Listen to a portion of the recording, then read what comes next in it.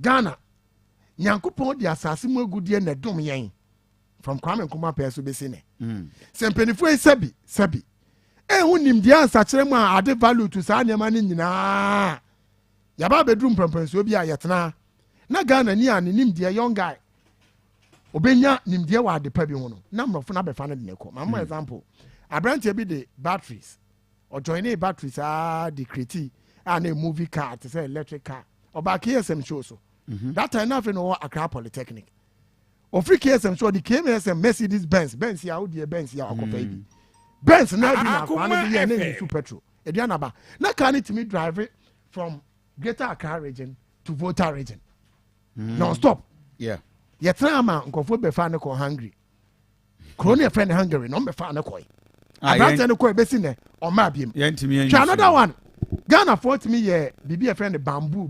bicycle ɛwɔ brown half and a China for technology Hungary for ya bɛfa Ghana for the kɔ manufacture bamboo no bamboo is one of the hardest wood you can ever get yet me the bamboo ye iron rods mutie ni ye o in pampro na mumu no ye the iron rods the thickness ne strength eso ten iron rods that dey ya say eno na China for ye ya eno kwara na omo dey slabs eti adenti na ye mpanifo no na do Akuffo Addo ne nkofo yi omo age average age 65 san nkofo no omo nya age omo average age 65 yes omo nim niema ya me de nyansa ameti aketikiti me ka trewe eti so omo nim a adenti ne yetibi nya ye ma ye nya bamboo ne so mfa so ne yetia ne ka se oh wiase aman bibia akoso nti iron rods boy ye dia enye problem. Is that not a weak thought? Say, nyamia do mubi. Put me such a mami nyaso faso. We are say my dear cost na affecting and amekoka. O say oh, we are say my na mental na bamboo na nke betimi ade aye to say iron rods no. I won add value no. Better than nyaso faso. So maybe a problem no. It me I feel say yama yempeni for opportunities baby. They have proved to me, the young Ghanaian, as Frank Abuaji the Nyansa said. Yeah. They don't think about this country. And for that matter, it is up to yen and Mebruno. See a bequa so I wants to the near prayer to see a certain leadership position near Tenji Ghana overnight. Say, now maybe I don't mean Yasa Brenna, bet me. But Makacho say until say, I'm competing with Yemubi on whatever opportunity I benya, even as at this time. I don't think say Ghana bet me up and into my pay for Akuffo Asante. Okay. I was for Higher Kuma 87.9 FM, and of course, you didn't come about Ghana.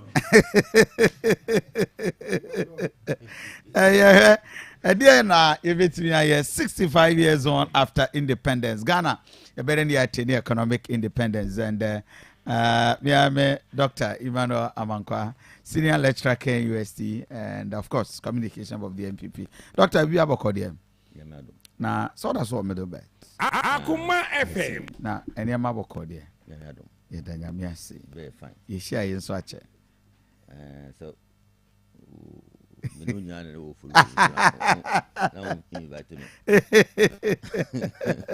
Dr. Ghana to say. I see. I'm a member lawyer Safuduku Akwaba.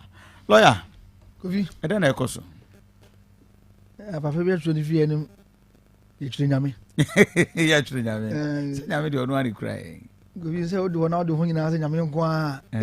I see. The Ghana situation o nyina say ye da nyame. I see. Akuma But as a why are we painting pictures because things are that bad in the country? Kofi say oh, wo so ba bia enso. Okay. He say minim one sector bia.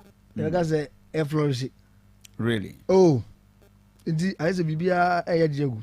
I see. Nti ama ensem na ni yayi nyan. Eni tina bo ya say obi e kasa. Enya say obi a obi ho toro no yayi obi a kasa. Ufa agrekia bo energy sector. The nyansa man say wakwan ya because of kasa we so john kan ya bi ba yo. A lot. The ama doctor no ma na e din. Anyway. Mama ko doctor. Doctor. Doctor, the picture looks bad from many perspectives. I bet so near we GD any trust to say the MPP government with the men better control. The question.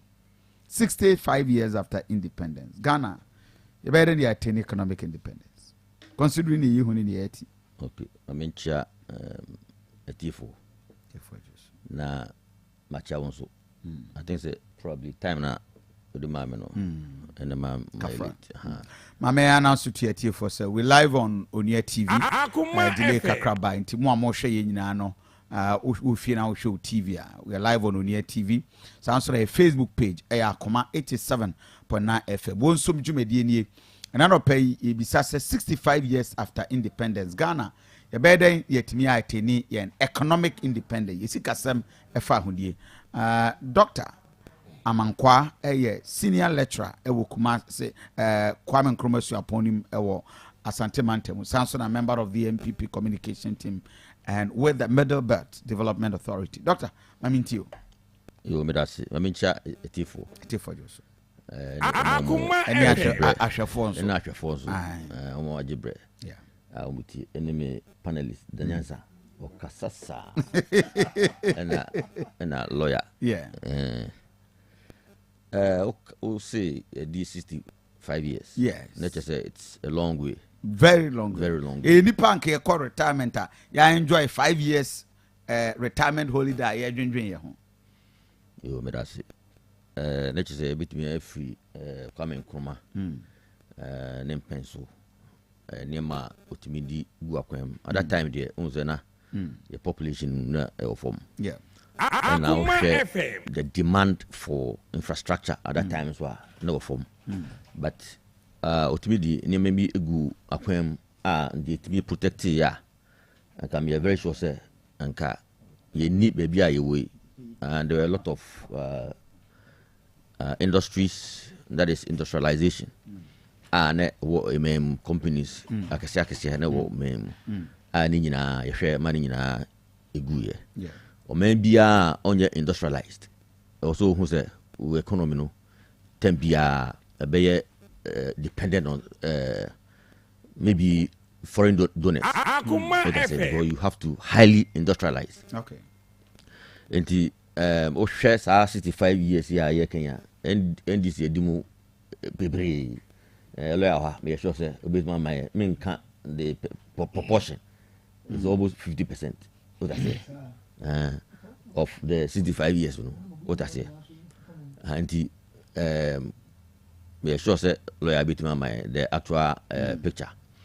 Na o share you may guya in the period of NDCs. Oh really? Tenor, Rollins, Bibri industry, Bibri. Coming from factories ojaya no me musa who say emra Rollins ekono na emusan na stand as we speak nti we can say baby e bedu aye nyanya economic independence what busa masem jamena men kasa na be there I'm coming to where you me come as a good foundation me come as so what I say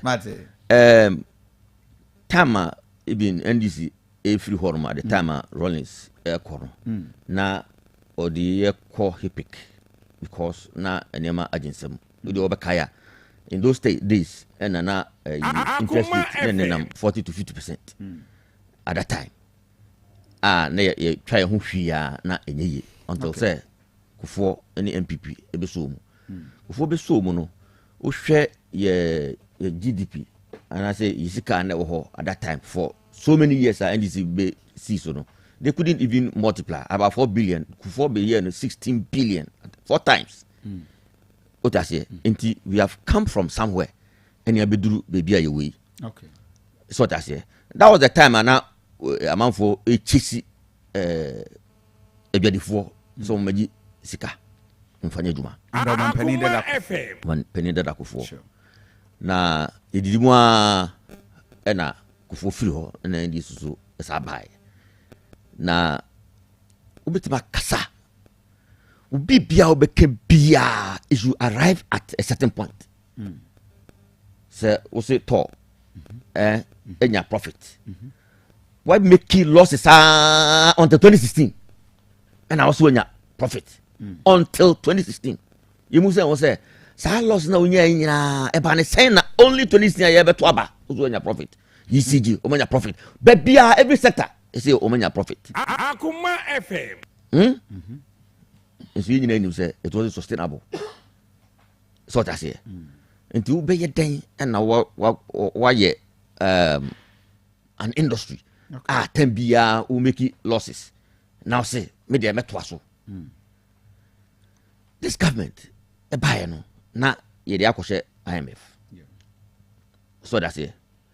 E dey na Joma Makan also ope policy credibility. Obi ka so ope policy credibility as anything.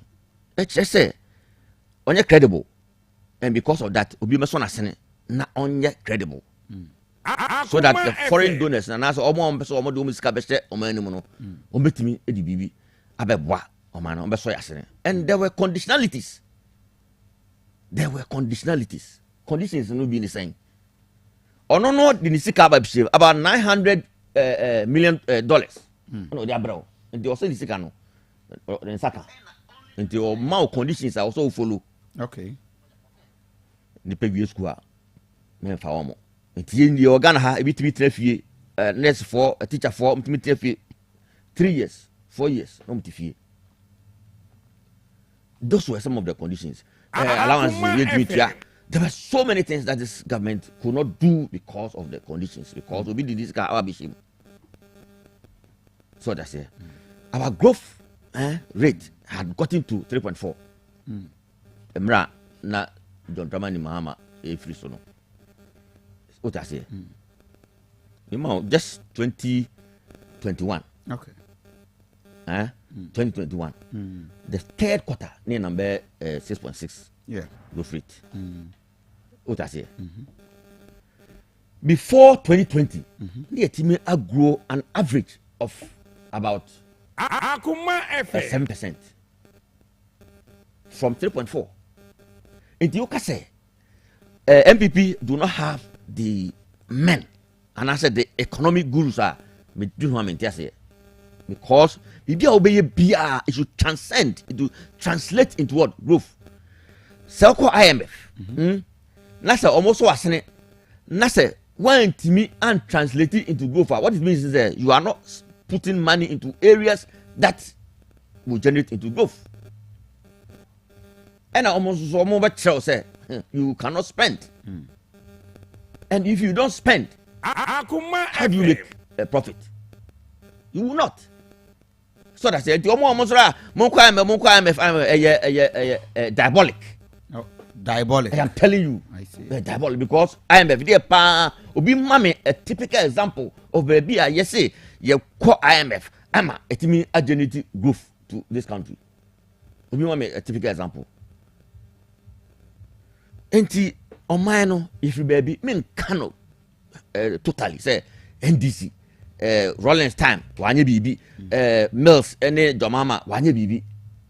What I say, but say Asemesi 2020, Asemesi, look, you were here in this country when people, I was in the house. Okay. And so this government said, no, I have to pay. People were in the house, even at a point what happened? You call shift. So we didn't have even full attendance at workplaces. It is na government is it not going to affect your economy? Let's tell ourselves. 2020 your growth is 0.4%. 0.4%. From average of 7 it dropped to 7%. Why? Because all industries were not working. And I'm a say, if you don't industrialize, you are bound to fail. And that is what happened. 0.4. Figures I make said the answer is me boa. Obi to me akachire me. Say That left a microphone kakra. No omunti ni yo. Yeah, good. No omunti ni. Fantastic. You move beyond the 0.4. Yes, let's stop. Akuma FM. You move beyond that. You down beyond 5%. Yeah. Which means you recover. Yeah. Enti untimin country me say sub-Saharan African region. Na an average of negative 1.9% your growth. Na Ghana it mean 4%, which is higher than zero. Say yet me year recover. Year kuyenim. What I say? Yeah. Say now we 3.4. And 70 year and then caught down and would have been in the negatives. Okay. Akuma FM. Then this is more strength when it comes to the economy. Mama, 2 cases. NDC 1, Rollins, and NDC 2. Mills, Okranomi 2, Mills and Jamama. On Kaboom. And it can be on baby piano. And Yama Ejisamu. But this government, irrespective of your challenges here, your women, come and say, I'm prepared to put things in place. I bet me. Abwa ama yetimi akoyenim.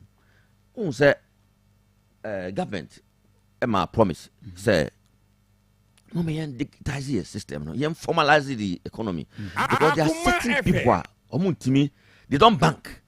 What I say, let's find a way of getting all these people so that at least on a certain platform you will say omunyina timi eduja easily. That's why make me because then what is the importance of E-Levy? What I say, because all the E-Levy bar, if a man for no more, it was a platform, it cannot be true.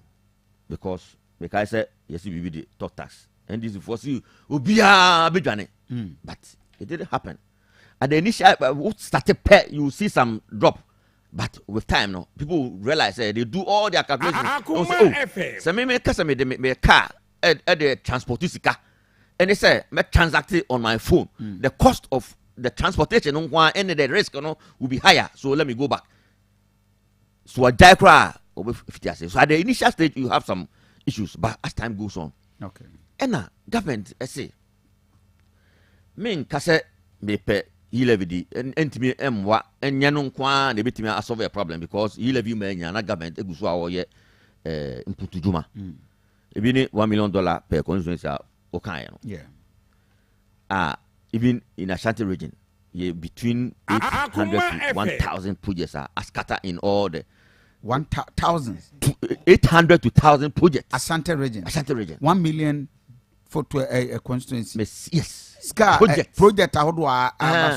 I can give you pictures of some of them. Really? What I say? And because my phone said who. Good. Don't worry. So it doesn't mean say it is not there. Oh, okay. It doesn't mean say it is not there. Because the communities who are enjoying will know. This is Ubusamia I can give you. Okay. And I can show you. There should be a database for easily. Oh yes, that one there, you are right. And 1 million scandals over. Funds no, funds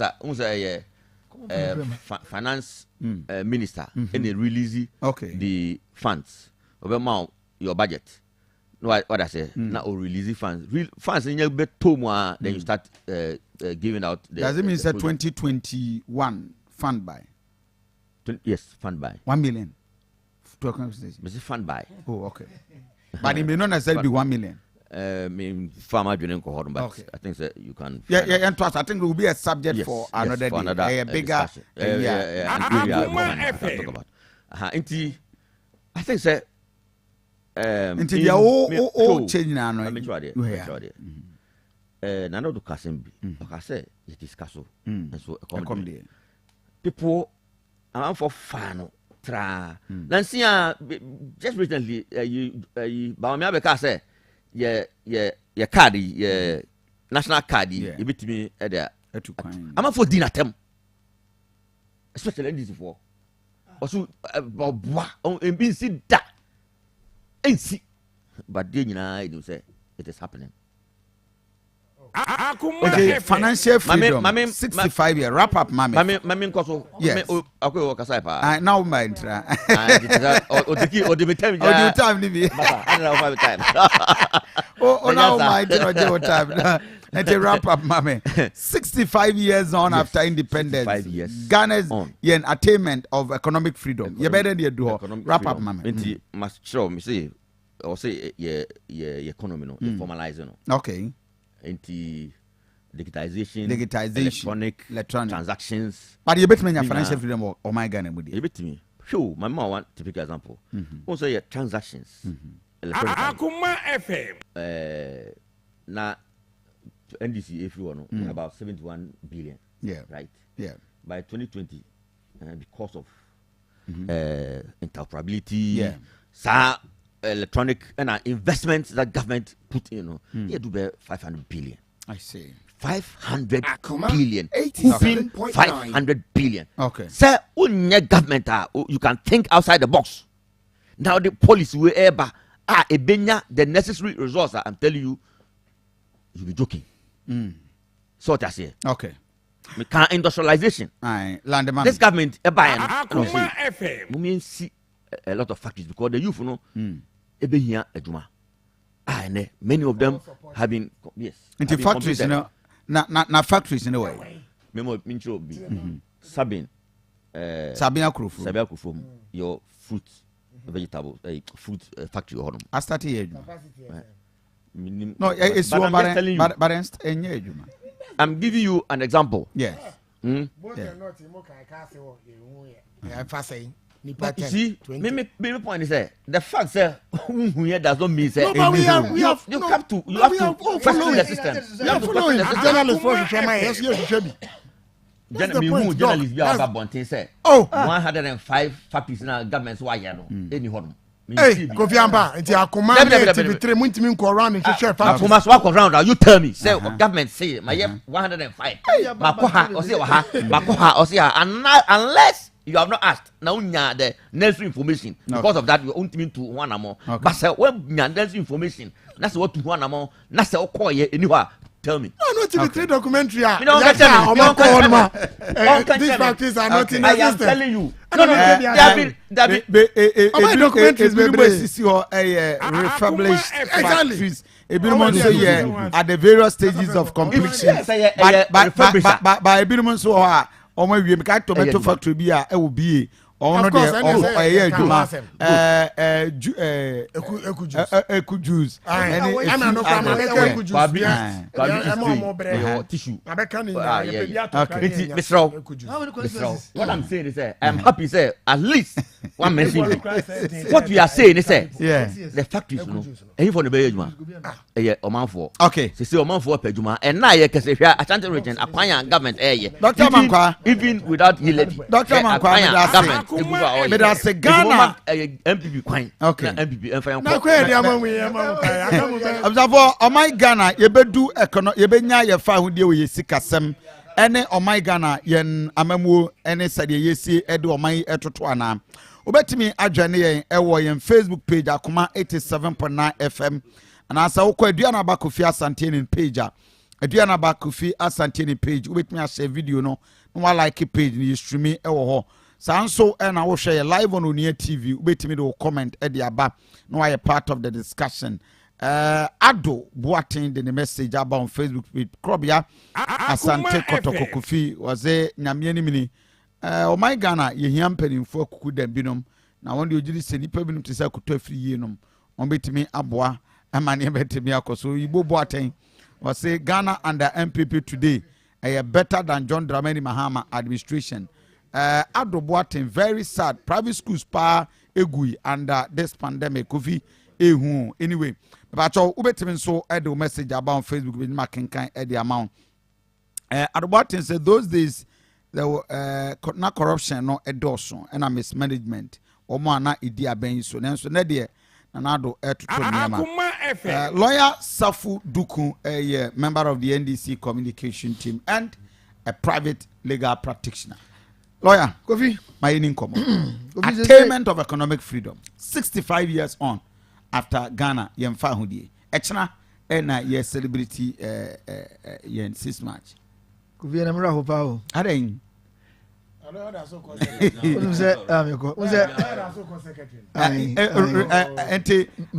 Aspiring regional secretary for the NDC. That's right. Kofi, there's a doctor. I know I was so defended. I was to say, oh, now I'm even figures it.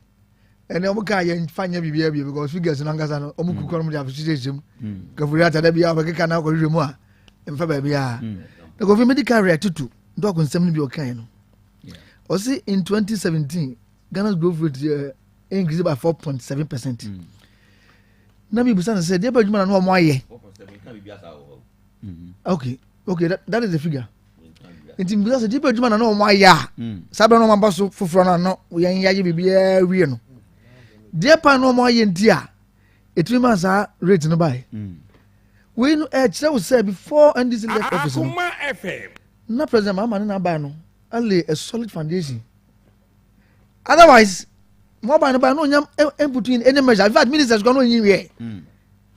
Into Kofi doctor on show one year. Kofi doctor say industries NDC time and Rollins time na ibegu enkroma de ni na. Enso ya reho sempa. Na ye kan Vodafone say na omo refi Vodafone. Enya mo panic for time ya na mo angasa mo botunton na ko dingo phone so. Such a big company a ekura Ghana ina I had. Yeah, can Commander Sugar Factory. Na almost ya wie bibia project no e be take off. And e be sine. De bia ba kono na enwura e na afa holi na aboso a enkokuo ne eyi nkusie e na ade aboso. On say obusa dog say omu policy say one district one factory no. On my instances what me ka be 2 pe. After 5 years. Sika Ghana for adwuama abai wei. Say yen ye be feel so no. Na oil money and I say oil flows in Kwana and this year I discovered 2 account. If I had time Kwana one field and here one for about 8 months Kwana I break it down. And so and this be flows near to me the level 2 oil flows I am for sanka here. And who sika nyina ye dwuama gumo ho. Abane ba say obe move from taxation to production. Anya dwuma taxes ya hodo aba we ba obe dwuagu Ghana for so. Ko fisika abaya fa ne nsem. Loans dey say obi ya nka ho asem bi. Asa tie free power no na Ghana loan nyina ya gina 120 billion. And so and make say do 350 and 350 billion. Akuma FM. Enti se wo hwe enyema afa sika afa aba we nsem. Any industry too na dog we kan ho asem na je say Ghana for the pa na dog so can be say former president Mahama dey go say IMF na oko IMF na je say o go pay policy credibility na me bisa say no can say ye dey ne ono enti ye bisa say MPP abanu ba no obetwa sa program no mo na almost to us western ya na me boa it is an nya don't number to us wa e de ko animu Kofi they can go see and say COVID it cannot be an excuse say am I banning performing because before COVID no the figures will show say na niema enye dada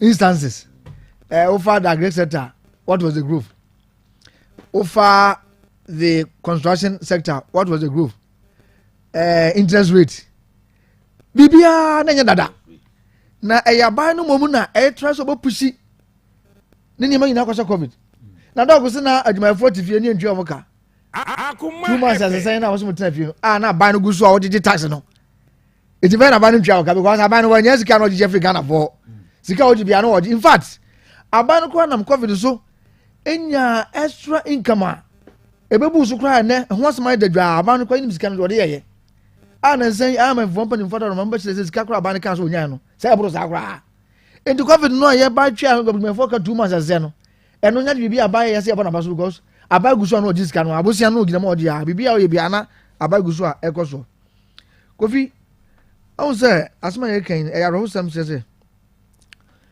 Ghana 65 na say ene ye guso ye kan economic freedom na say economic liberty na say enema enko yi na wo share 2022 index of economic freedom Ghana your percentage is 59.8 wo share world ranking ye nam 89 enye picture say emo ne because let's just go 59 na can use 59 dog say enye papa unya 59% ya what pass by enye papa unya below 40 na in the 58.9 say ebe di o baby na nam Akuma FM. Kofi na several ingredients and a coming to economic freedom.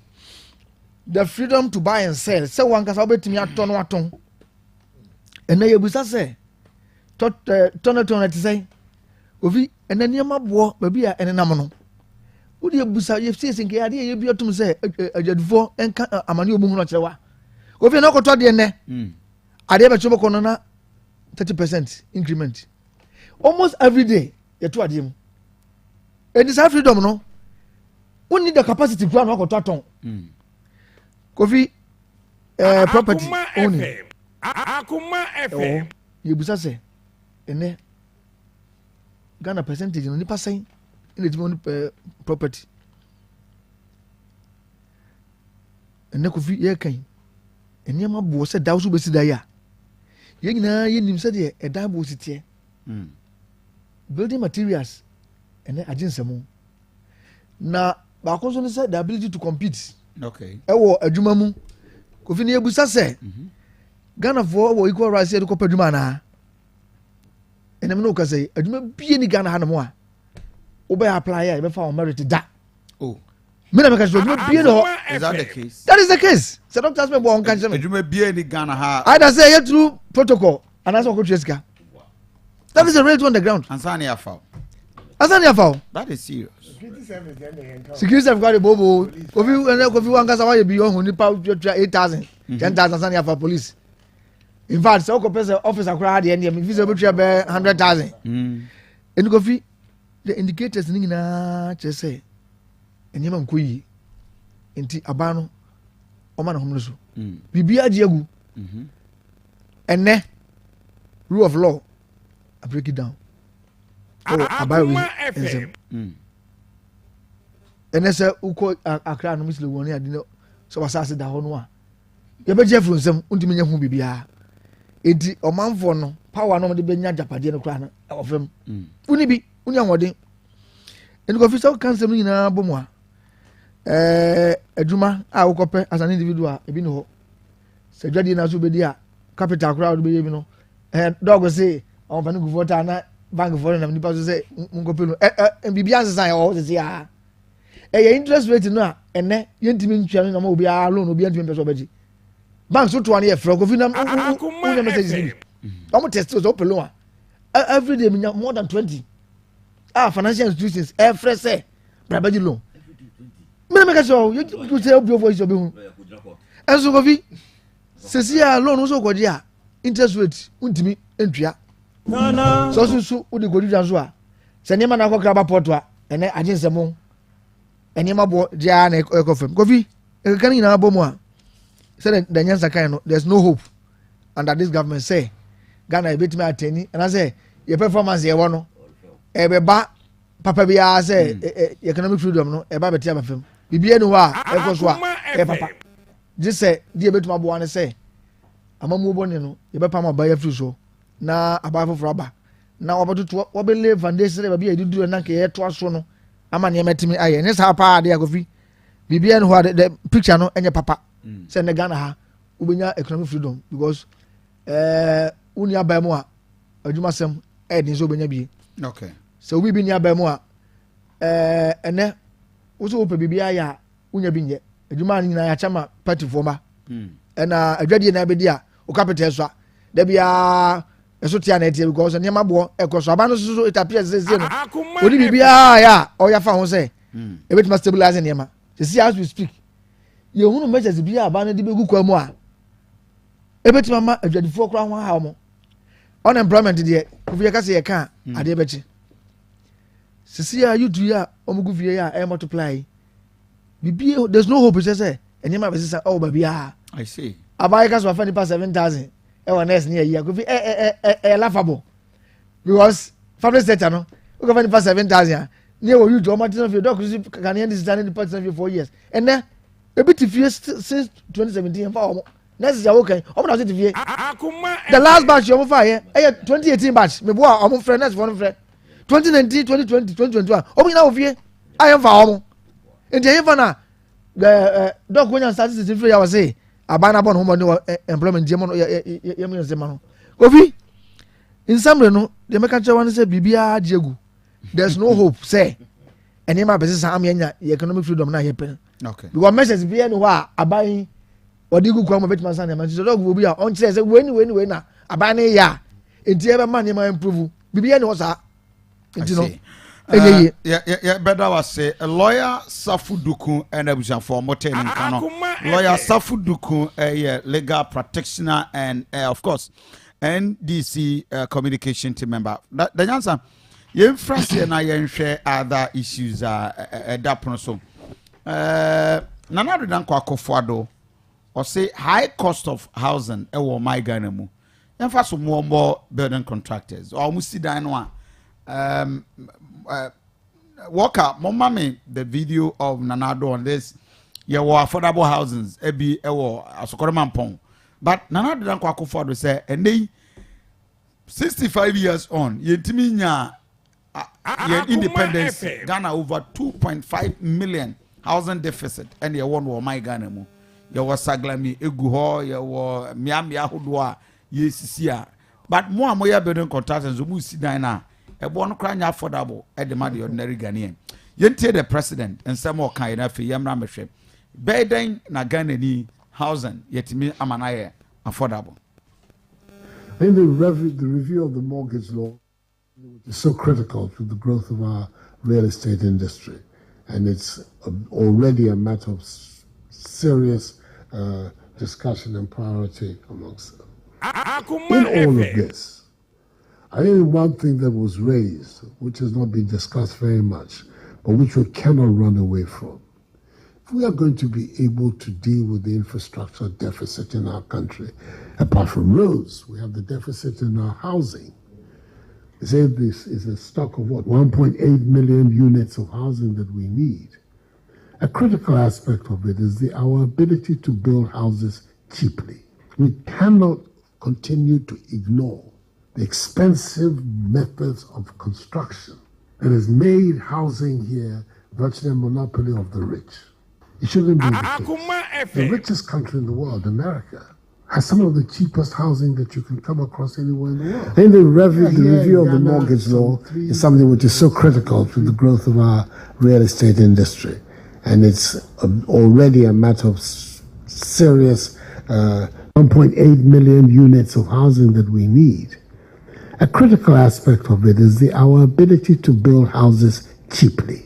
We cannot continue to ignore the expensive methods of construction that has made housing here virtually a monopoly of the rich. It shouldn't be the case.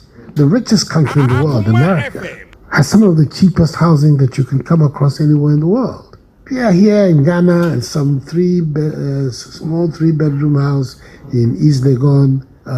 Places is costing you $350, $400, $500,000. You get mansions for that in many parts of America. Yes, $100,000, $200,000 maximum. That gives you a very well appointed home because the materials that go into construction in the United States are local, they're indigenous, and they are very, very cheap. We need to find a solution to how we can build strong houses here, but cheaply. And I think that is something that we all have to put our heads around and find a solution to it so that we can then address the housing matters. The development that is taking place in our country is so rapid. If we don't take care, we wake up one day and we find our big cities nothing but huge slums with all of the implications that has for social and stability. We'll have ourselves to blame. And we can only avoid that if we can find a way of building homes cheaply so that most people who earn a reasonable amount of money, income, can afford to be able to get houses for themselves. So, Mr. Senior Policy Advisor, all these important matters you have put on the table, for me, the cost of construction is one of the most significant and the ones that I think that we should all find a way to address.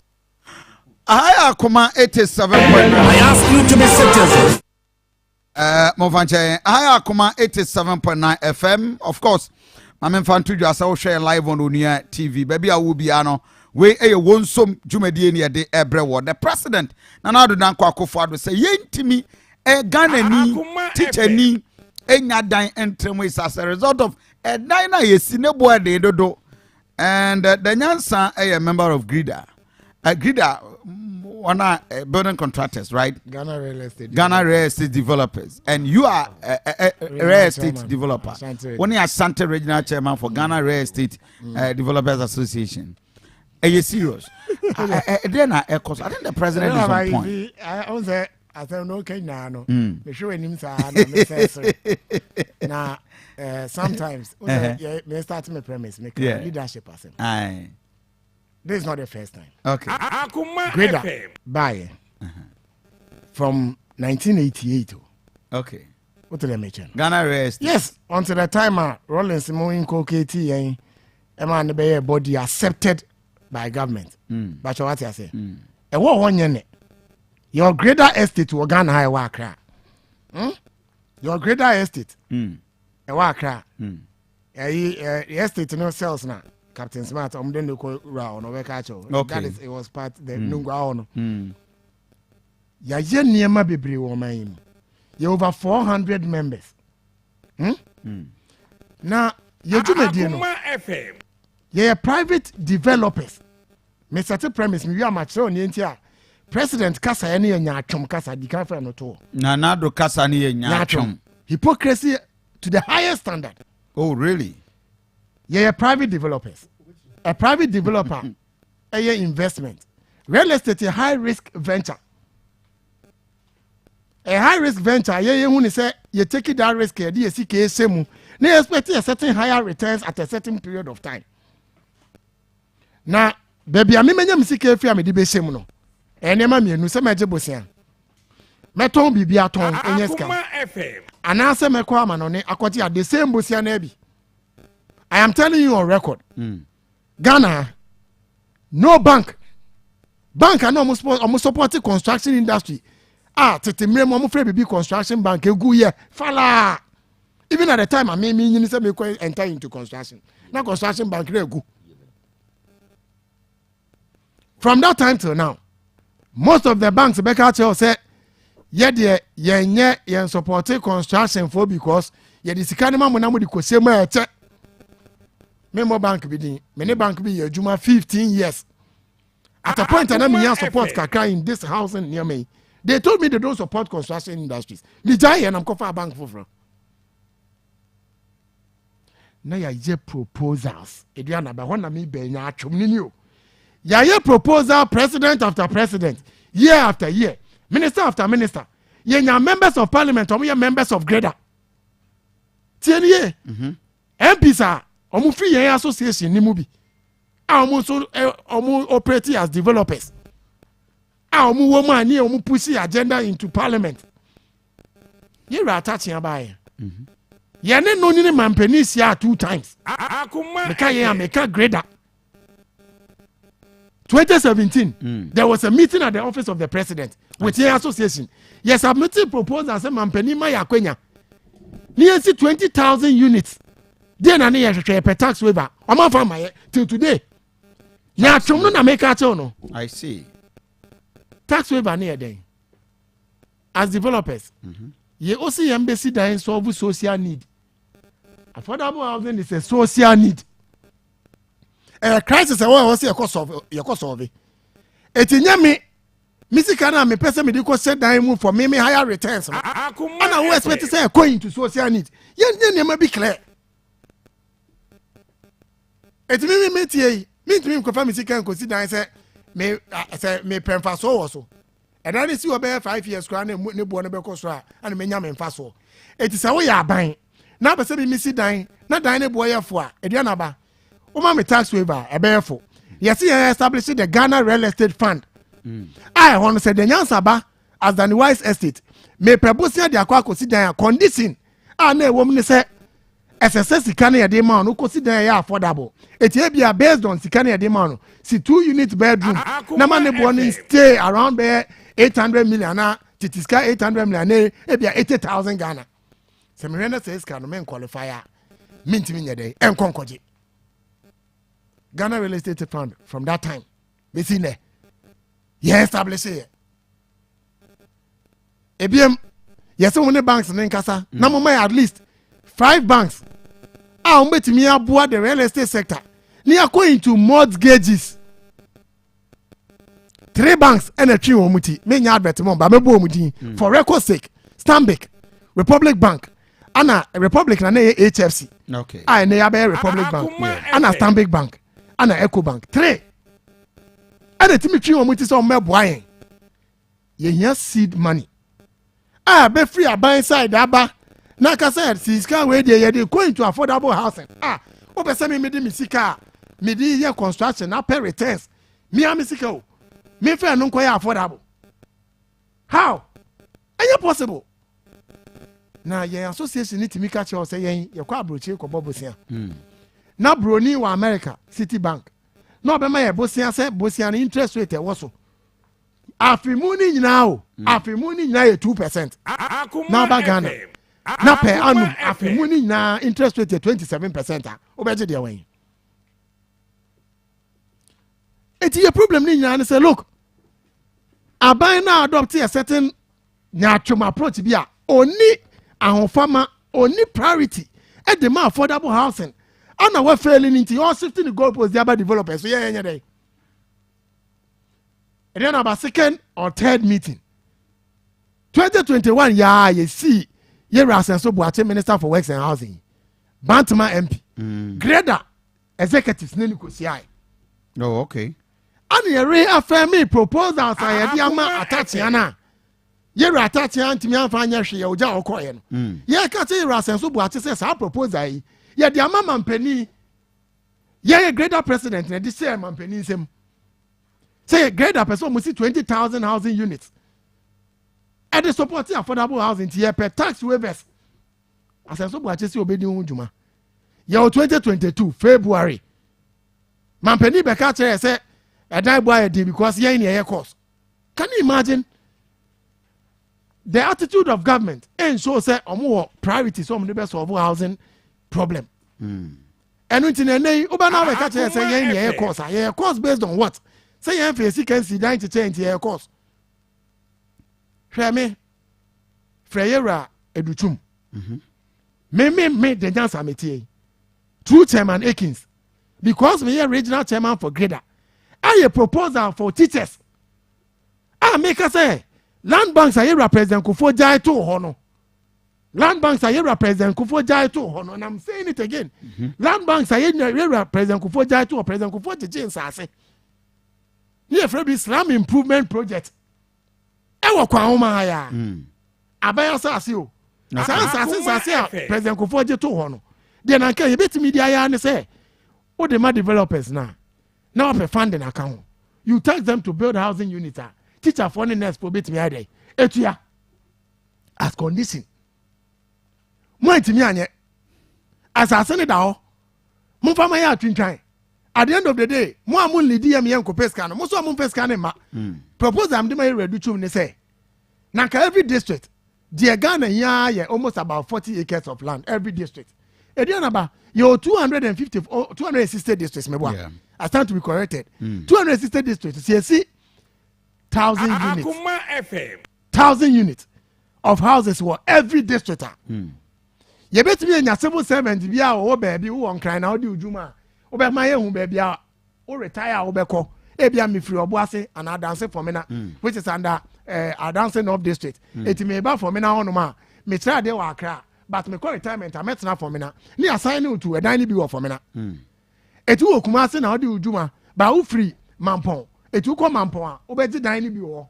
na nka ma sign on teachers ne nurses ne ho anwani ni you see 1,000 in every district ubenya 260,000 Akuma FM housing deficit yeti 2.7 million units Aduanaba say you see 1,000 units of houses every year yenim say within the next 10 years no was 2.6 million Egypt almost the 4 years see 1 million housing units check it president here to Egypt 4 years or see 1 million housing units who a dance here as a priority. Hey, Ghana, a problem, you know, transportation and housing. Say, Nine see Adrena, free SHS, so by all the free SHS, never also for any. Now, I see them, my teachers are private and public teachers in together. I'm going to do now almost about 360,000. Doctor, I'm a worker, so I'm teachers, the whole Ghana, teachers, public and private education unit. I'm going to do now 360,000. It's a see housing units. I'm on it. You're not by to me. Support now with the bebano. Me say, and yabusiao. And then the international community. Sabio, Munyansa say, near the Bosiama Africa, especially Ghana, project no money. At the most, Mukwamukoje Busianim. No matter says Saglami housing unit here, 5,000 housing. You know, NDC for Jagua, must see 5,000 housing units. Toilet, and in Sufin baby a becono, anyhow, Saglami, I make out we. I don't know if this is the Saglami affordable. A dynasty war. Baby, I would down there, Bequacogu, anyhow, 5,000 units. MVP so buy, Fala, almost complete here. And almost ha. And I will be cut say any young cosi affordable, as a coin mampon. Many wire discussion we pay. Me say, so I took a course or 2 for say to 2 years, or he was Santimante. Na dani begua said the informal Kwame Nkrumah upon university students. No find your hostel. As a Mampon affordable housing project not here for near Mwambo TV motion.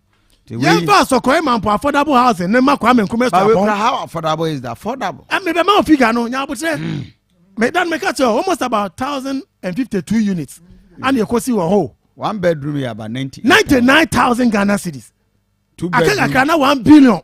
1 bedroom there, single room. One self-contained kitchen, toilet and bath. Total here be 1 billion. Says can me? Let me see 2 bedroom, a small room account. And it's a make us say, all lose focus on your priority. You start shifting goalposts and blaming people for your failure. Man panikas are now blame developers no. And some yama catch we. And he na yen yafum. It me go be see our bank. And see we 27%. Now for be see the doctor. Na nya affordable. Na me dey trouble see our bank no. Na bank ben put the be hwe the nyansa nim say o spread it. But see na mama for 15 years. E o kroma e bi ni ho. Eti na me say Republic Bank, Stanbic. And the bar some be mortgage. Aban ma ye ni wo mo ntenase. Yankase yankoje bosia me ameti and I'm putting myself on the line. Doc, put it on record. Met me lead as and so Boachiako, Netherlands. I'm an investor, I'm pay equity 50-50. And your loan. Mama ya asaseno, developers in Sinai. Ye discount beba. Ye we are. Next dino teachers nebejo, next phone nebejo, police phone nebejo. Ye investor this care ban. Ye benya 50%. Okay. More are buying. Mubenya 50% proposal when ye di ama ban. Mu beble mu ye. But I say, my main court, Dr. Emmanuel Mankwa, member of the NPP communication team, and of course, senior lecturer, Kwame Nkrumah upon Doctor. Affordable housing. Akuma FM. You bet my accuse building contractors. So, Manama, I think the answer veered off what the president was saying. Yes, President Kayano, Yen Huasem Kran Wakano. You were just talking about his sentiments. Oh, sentiments, to the extent that I was a president, hypocrite. No, it's not true. He talked about building materials. You somehow can, with your bank, government buy interest rate from 33 and over. Government I drop it to Akuma FM. It is true. Yeah. Catch them say as man make anyano correct. And what it means is say wo asika anka obeja MC hu abedoso no this time around it gone down. Even real estate tax are never one crown. Government be free on. Why are you talking about it? I'm if you also say 5% now canana. Yes. Why are you not talking about and it? And then still I will see that anywhere the cost is still increasing. But talk in na 5%. Free on more. And free horn one and can it be higher. And you also cry over government abaso. What I say? Who and also about government abaso. So what make you sad if you horn? No, but don't create a gloomy picture. It is gloomy. Because government don't earn free horn, you would have paid more. No. And I'm going to 5% on big is very big. The average Ghanaian even 1% on big is big. It died. There's some government is talking about also building material. What I say? And a cement bag yako 56. Me say that man call materials. Man nkasa. Baby I'm talking about research. I don't know. What I say? I think the government is open. Also we leader. There are certain things are overcome. A bet engineer amanfo na omo de madwene akọ in a different direction I bet me aboa. Yawo omanyimu. What I say? There are some building materials saying you come now you invest into, especially with research. What I say, now you nya materials nibo ever former. I am sure say it will help because okay, $100,000, $200,000 dollars. Yeah, one can see this dollars in dollars. What can affordable? 1 billion, 100,000 Ghana cedis, which is different from what the president said. So what I say, good. And I say, we see in the same unit, $350,000. That is what he said. It's legal. It's legal. And now, on say, oh yeah, grader. What I say, and then Aduanaba he's talking to the building industry, everybody. Can we sit down and work things around? I bet me materials are any man widen abapom because about tax waiver, tax boss also see 20,000 units of building. Probably government who propose are the 200. That's 20,000 may not be affordable. Because from what you are saying, about taxes, you tax here, also do profit. That is what you talked about. Who say probably the 20,000 it may not be affordable because even as some case the CC affordable 100,000, 1 billion. What I say, I'm sure say comparatively, what the share other buildings are, it is relatively cheaper. What I say, though. It is relatively smaller. It is not high. What can I say? Yeah. And let's venture. My memo, an example, boss. Who said who go to the northern part of the world? Almost building, or use local material. Yeah. Why can't we? That is fantastic. Oh, come be sir. No, come be sir. Debbie. Let me. Kasan mami. No, I am in a discourse. Okay. KUST and Kasa. Tech block. Kasagu microphone. Tech block. Your friend a tech block. And that's right. Building department of KUST. A driver could be so. This 77 years. Architecture one. Yeah, atakwa me no your friend a tech block. So no more name no. And over in Senia no ma. Oven break. Ya can want them. Who can one district one factory? Boba Kua, this kako say, oven brick manufacturing. $1 million per consi. Oven bricks. Tepakwano so. Okay. Bakusi wono. Right. That is. I want to say we are serious. Okay. And the church we are serious. That is what. That's what. And let me see. We are serious. Closer. If you use no. We use the material. Me say. What I'm saying is say. And yet brick building bia and they affordable. Because you have yet analysis. Actually, the same Oko use cement, now use bricks. Who compare the two? It's almost the same. It's almost the same. It is almost the same. Let's face back. Mamma example. What the president is talking about. Example. Materials are a bit me. I drop out the cost of construction buildings. What I say, see the bit me drastically, bit me. It's not about. How do we control it? And I'm going to say, President, a bit me be about duties outdoor a good cement so iron rods. Sanya my way now do no cry a cra and a deba. And how do we achieve it? The ordinary developer now on the Okotono. The president now here in charge of the economic policy I'll bet me my direction. Oh, Baba complain actually and say, building materials, boy, was cement, a part of building materials. President, will control on taxes, a good building materials. Yes. President, will control on taxes, especially monopoly. Iron sheets near the other. President, will control on taxes, a good iron rods near the other. So, who is the president expecting say? Obaba Titisani man born a free so.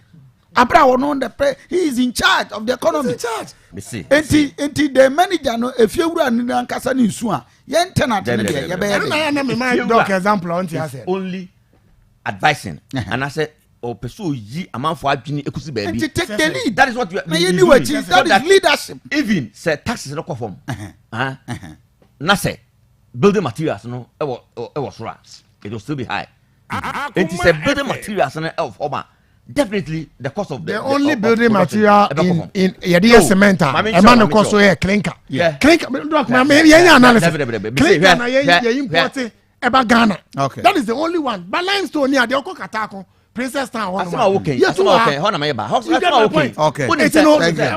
Udum say after COVID. Who can you clinker from Amanunu?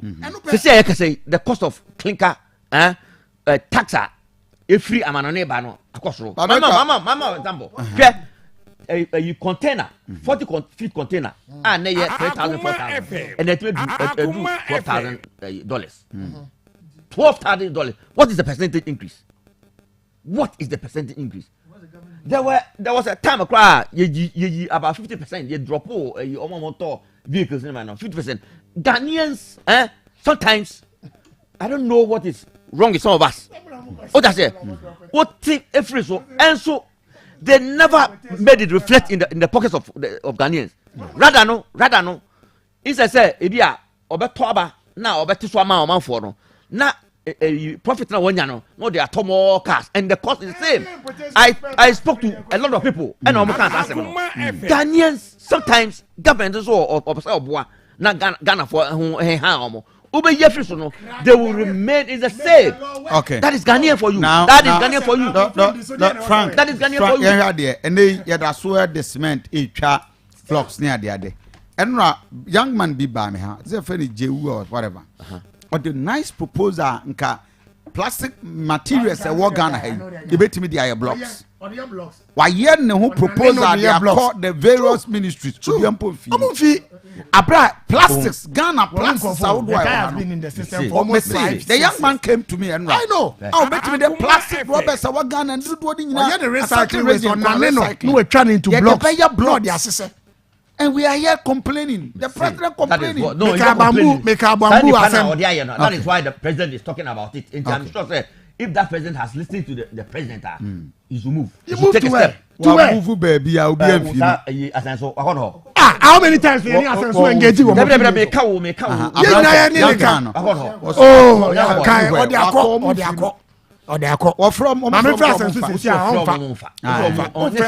okay. Minister, once the president has mentioned it, mentioned it, oh that's here. Yeah. The all pattern say, materials are prices. So let people move. Oh that's here. Yeah. Send the panel. Oh the upper. Mami number. No, me contact no. Mami number. No, cause you show number. Number, mami. No. But you see, once the president has said it, no. Also, who say? No, and from where you said 1 million people, you can assist him. Yes. They want to get invested. Me see. It can replace iron rods. Stick it up. Sometimes we are engineer. Are you an engineer? Who you are? Okay. Into farm metal. Now for wood, bamboo, the strength of material, I did the same. Bamboo is stronger than the metal. No, make strength of material. Say it has been proven. Strength. No. The duration for bamboo no be lasting longer than the metal. I don't believe this. I'm telling you. Unless engineering department. Yes, the scientific analysis. Yes. Because I don't believe it is proven. Any metal. What are you talking about? Any wood, bamboo, any wood, any ordinary wood. Bamboo. Any metal. It's not possible. It is true.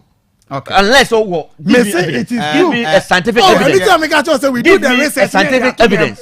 It's not possible. It can't be possible. And metal. It depends. If you don't be at the metal, can it be at the aluminium? Be now aluminium.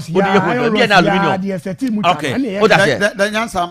On mommy scientific basis for what he's saying, and then I will believe him. What that's it because comparatively with me and can say wood stronger than bamboo. You can use bamboo. That one no problem. But what me can say the metal emma columns no beams no the strength no bamboo everything must share a beam. Some beam has say now the bamboo awurem now say no be the what are you talking about? Steel. Bamboo is stronger than steel in regards to the tensile strength. Make out that one make check Google.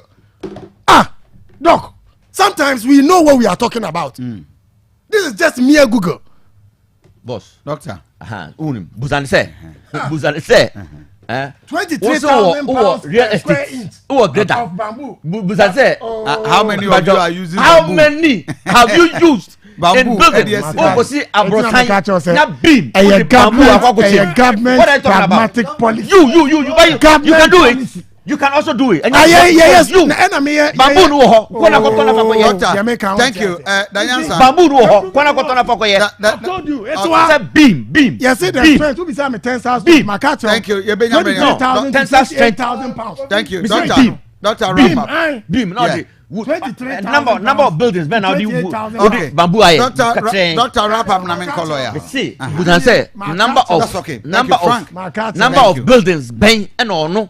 Edi bamboo aye catch them so o see abrosan edum now all the beams now the bamboo please show us an example. Want me show any example? Please don't blame the government. See, it is your policy. It is you when I see dino it is obi abahono so pursue do not advice and say bamboo ni boyful it is perceive bamboo me the bamboo the beam as my okay you show your quadro the columns as my okay reinforcement reinforcement a column but there's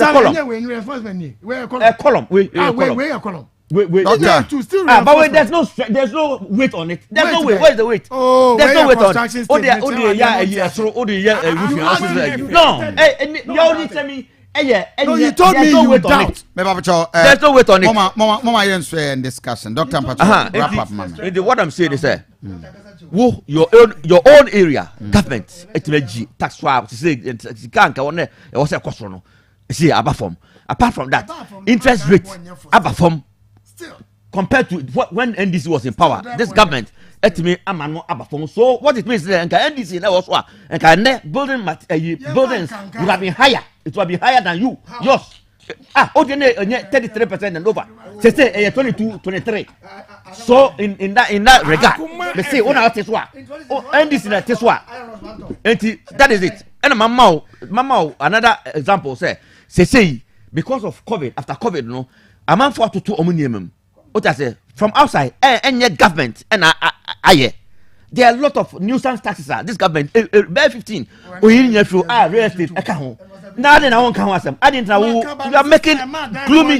You are me say it is better than none. Okay. What I say, Doctor, what I'm saying is, Mama, say I don't know a blue. You can blue. Man, say because you want to come to power, into twist the fact. As for the fact.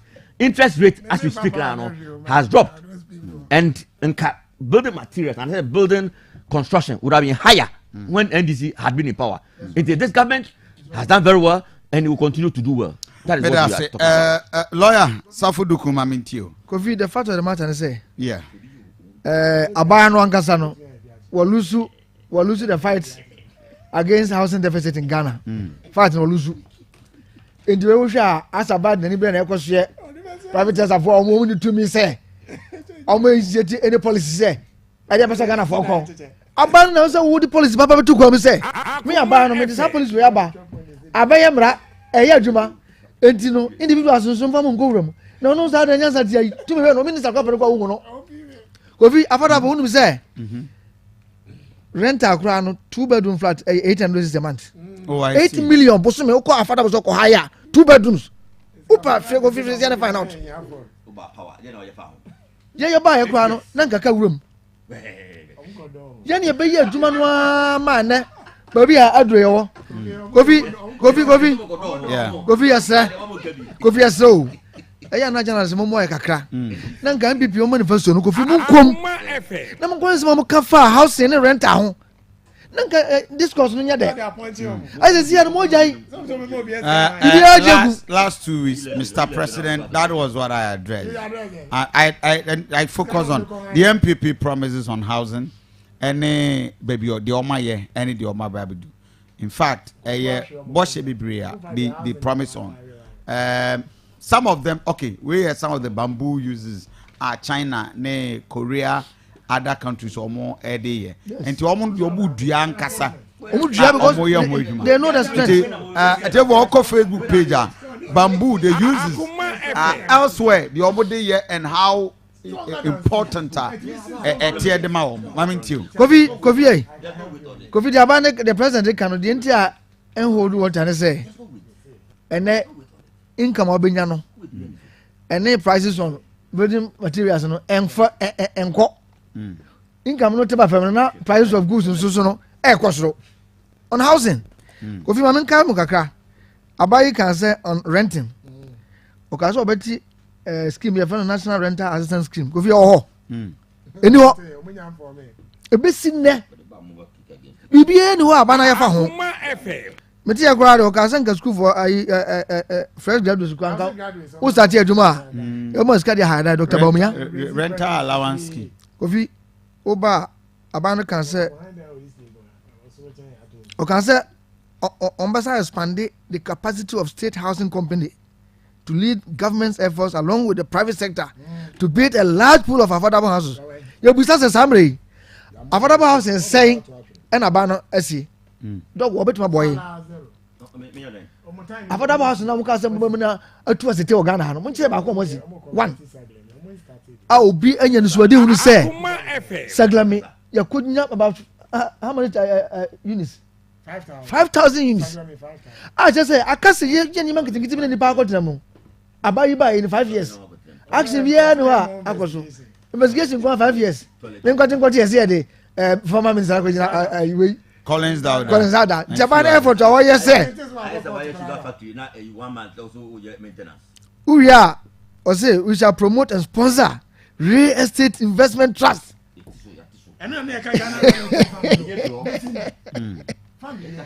Kofi, Nukro Muni say, or see, we shall implement more vigorously the tax deductible mortgage interest regime. Saying, I know Monty.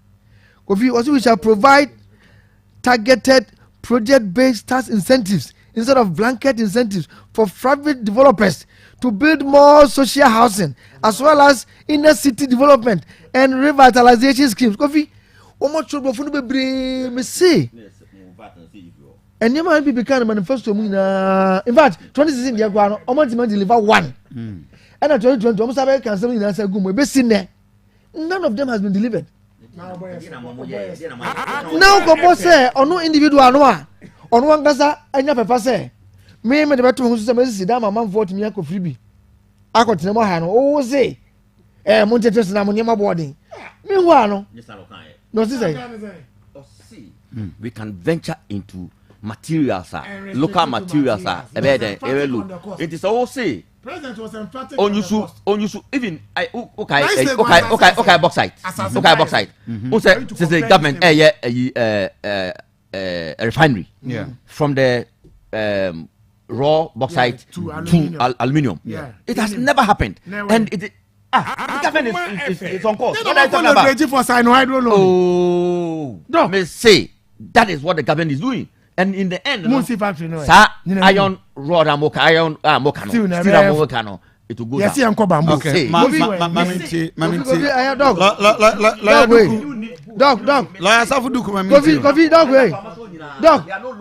dog nke ba housing and some buy dog wait eba housing issue nke beto na nka opportunity for you say ka wa ban no ne wa ban mo promise ya mo ye manifesto mo di gum data say mo na nka wa man ma akoma ko say we ne ka e be ye ba ho kura no wa mo ye enti Kofi Abana feli enti me dia me hu say ya nya bibia akra no seglemi 5000 housing units ene gu ho no a say sebe enkogu ene enchise na ajafa na ya to ba you say in terms of percentage seglemi ka say na be sia roti aban say abran ye fisuna get do wo hwa Kofi Mr. Focus me here why Saglemi Mr. Focus me here yeah Mama Saglemi yeah Mama Tio na obi amomode asia dia ko ene adu sa this level na wo betre konya so 5 years want me ade ene to it also say dia ban ene here dey enti Kofi Abana sama president ma oka kan dey o kan tra ye be fa ne tra because bibia ne wa oye afa ho ese say we Ghana na to kromo na so wa gni say abaye be bibia mo tra Kofi nya ne kura Kofi na asase bo kura say and say asase kura benya aho ohaw ne amane in fact mo kan teacher for some say Bangladesh kura Kofi ye musa say state institutions say em schools kura a teacher for Bangladesh kura no betre me kura no over schools about 5% pen Bangladesh but it is a bibia anya juma na we are Belgium ni ye twa woka wo so 1500 cities o high flat 800 cities all the high flat e wo affordable house muti ni affordable yes ade a an go bia hia ni nya betime bia no me see 2-bedroom flat 800 cities can 8 million na wako high na da bia ofa kana da be do school mu Kofi o titani boko pension na o sika ina 112,000 Ghana cedis Kofi di bana ko to land kwa na otumi ko to bibi se obetumi ya jesu and I'm not gonna say iron rush one ton about 6,500 last year January iron rush 3,400 and within 6 months as of December 3,500 Kofi yeah asem na rehu mesre Kofi as part of what year we Kofi Mr. ya fa house and nsem na mu yehu aba we entro ni kontopo ni enabra o de beto Ghana for so bibie ni ho aba in fact schools go cash we sikwa bibie house fa bia enye papa abai ka so be 350 schools senior high schools within 8 months microphone lawyer Kofi won si ba ko kra be sin o ka ya mo say I was some drinking school and Akuffo Addo school the friends okay no come here Kofi Abana fail totally okay I was housing industry momon kana manfo hunu say abai kontopo na da brother lawyer Safu Duku a member of the NDC communication team and of course a private legal practitioner Akuma 87.9 FM wonsom dwumadie nie mo hwe on our Facebook page all the messages that were nyina no benyamre na makenkan de amamo tech teacher gone Safu or say MDC for the Omai MPP Edo Omai Ghana Emma Chinese for Guko Williams or say Kofi Asante good morning me wo Kirayat ewo Malachi ewo Israel and I make sure go anytime omokasa ede for unemployment hono na omahwe nurses and teachers other areas in the omonhwe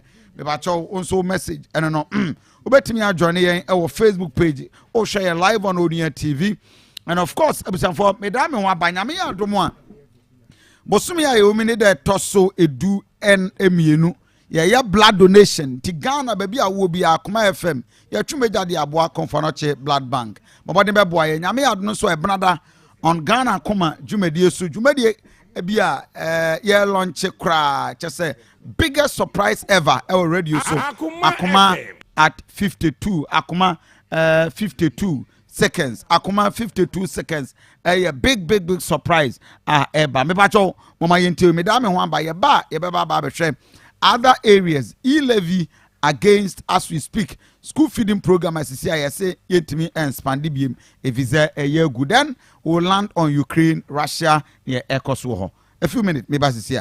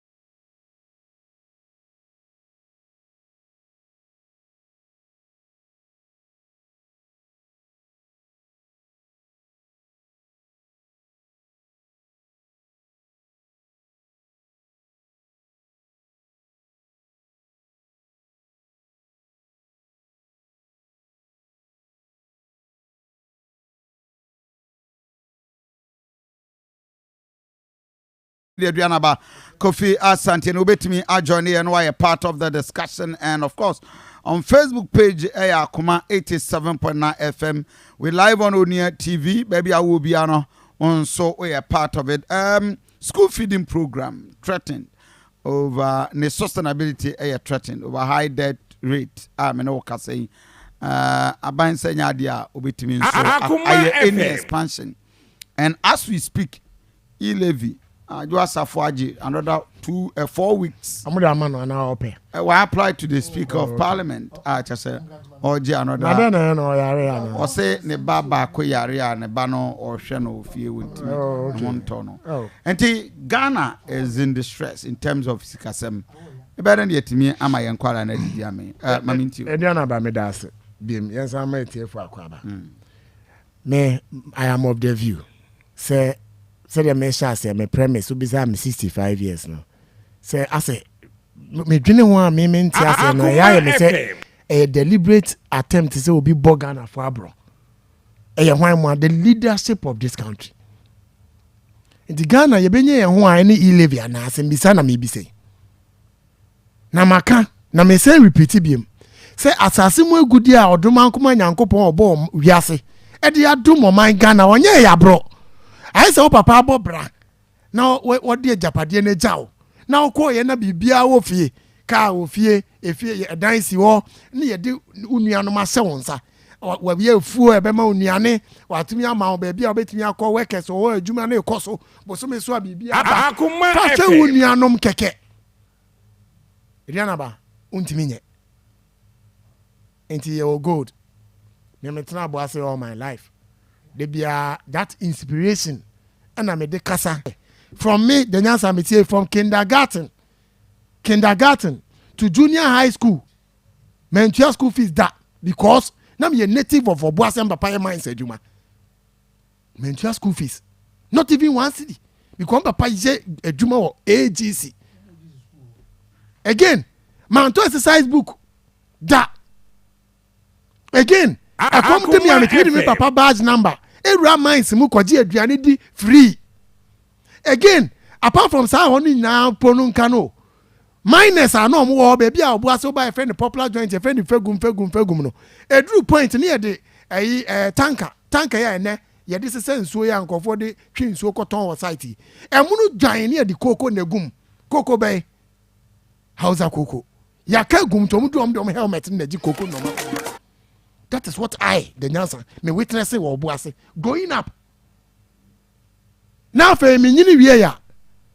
In Penifua Kenyama, company Yajija, you be dancy, a comaba, chronunco for bread. Oh, my, you too good room. Ukwetiwa, diamond, manganese, baby, Pristia, bauxite, Ninahini. Kofi mention them. Maybe I make a clinker. Your friend say limestone. Yeah. Ewa Katakon, Princess Town, Takra this side oh. Biao, Aponwa, Western region. Ghana, Nyaminya ya bro. Ya uru gold ne wie no kra no. Buy product na wo gold neti no. Yet mi senya other minerals to say iron no. Ewo mu. Ye wie maka bamboo asem. My premise. Na doc my. On sentie biem. Bi ya. Ghana for mu di omunim de. E de bamboo ye bicycle. Yatna mamrofo free Hungary abefa nkofo edi omukọ amanone omoye bamboo bike ni free Hungary wonom de abagana nyame adom ye na de nyame de peace o eye fango oil NDC time public interest and accountability committee report ema ye hu de oil no revenue ye nya free mu from 2011 to 2017 Yenya mfaswa yenya ye. Sa report kura na ka kire say enu mu sika ni bi and ye supported the construction of Terminal 3 Kotoka International Airport. E made $5 million from 2015 to 2017, 2 years. Terminal 3, 2 years. Ne made $5 million. Ne oil revenue, annual budget fund amount. NDC preso sa no mo ye de say Ghana for a very big capacity building. Oil revenue ni sika bi e di ko training into petroleum. ɛna de Ghana fo kogu amanone UK universities ni Akuma ɛbɔ FM. ɔmo ka ɔmo wie school besi na mente so ɔmo ba Ghana na ɔmo wɛyi a ɔmo bɛ support talo oil ɔmo ne hwan oil ya na ɔmo yɛ wɔ Western region because ɔmo akɔgye nimdeɛ nti ebe take over every mnofo no wɔ besi ne. But we have the capacity to turn raw materials into finished products in Ghana. If MPP has the men, what me I expected. Think by now tepa silver ya almost identify silver. In any bauxite another doctor can once a me. Yet me yana factory near Koso. Koso. I'm a fan for in a hini. Akuma FM. By dog say yeah. Won't mean so can you say table as you. It should be visible. Visible. Apart from that, enuane awodo anyame cash crops anyame dia dom o my Ghana. Ye wo cashew e wo tati mane ne importem. Aduanaba ye wo cocoa ene ye wo ye tumu. Ye wo oil palm. Ye ria na gaben hene. Gaben oil mill. Omutimi ye nwona de bi call for export. Adanse oil mill under President Akuffo and ne benfo so kind na no a former minister. A Greek minister under President Akuffo adanse oil mill. That's what and say Akuma FM. Yentimi ka say yemfa ngono nko satemu enkonya na ne by product enwo na tini yetimi de bi ye grease yetimi de adwe no kra ye chippings e de ye ka kwan asphalt adwe santity we na menya obuku mo doctor mo na kire ma de o KUST Dr. Hamon mo Callisto ma hama mo o colleagues no mo na kire ade o mo na mo de ade ne ye dey ewura ye tirim ye wi abeduru ha enei the government in power entimi ma ye nya aso mfaso Aduanaba na ye be kan broni manipulacha mo ba fo no amanone kakra na bi beduru Ghana Aduanaba ye sa ko e ba ye say otiwa no nya mobile money alert MTN for dey because me start use MTN 20 years ni from Scancom Ghana to Ariba to Space Phone to Ariba and to MTN by the time omutimi dey buy say mobile money aba da ben how many years ago it me be say ben yo susuan pass me the nyansa metie me birthday MTN for be share me cake because they see me as their VIP customer me say me same no me say me register enye me na me lose o MTN for ne be lose what did they say if I decide not to use a SIM card again Akuma those days FM. near the modem near browsing internet near use SIM card So school feeding program. maybe And it's E-Levy no and I make sure say Mm. enye phone no me jai use so amaboka and we me Rasmuak any certain group of people you bet me a campaign na catch them say mo pa mo pass E-Levy you bet jai SIM card use yen send mobile money biem me met me afa card this car call adanse meduma ko mame nana without any hassle what did they make sure say Okay. eti Ghana de nyame de adom ye no tie ya no hu say ya ye ho abro anene somebody wants to adopt the lazy man's approach say we inability to track people and tax them nintino yankoye E-Levy no bia ntua bi can you imagine you should be thinking and then school feeding is on his knees me 2010 na me school feeding monitoring officer na me say under Madam Ophelia ase yes that time na deputy minister awenya ne baby ko mama Anima Wilson and a deputy Ashanti regional minister na me national service but na me koye no me laptop and me koye cluster of schools the whole Ashanti region me na every year expand it Akuma FM. change of government by more and now it was supported by Danida. Now there was a partnership with Netherlands and Danish government. And MPP are buying say you bet me a day at home me boa kasa me boa. Yempe donor partnership biem. Ya pese you bet me a giant na so aye. And my na dey na crampo. And what do you have to do? Aduanaba. Ya etua enye ye dia. What do you have to do? The initiators at the Metro Mass Transit. Now a partnership with Netherlands government me boa. And this buy no so say oh you bet me a handle and Metro Mass Kumasi kra na anwe anything. There are certain partnership who you donor partners free work of ye. Enye yo. Yet ye district assembly for support kra no donor partners that's who. Why do you remove people from school feeding? E dey na buy entia ye mrofo ni free ma ye hu say ye bet me aya. And sika so free SHS impo na beso enkola wo school feeding. Ghana Buffer stock.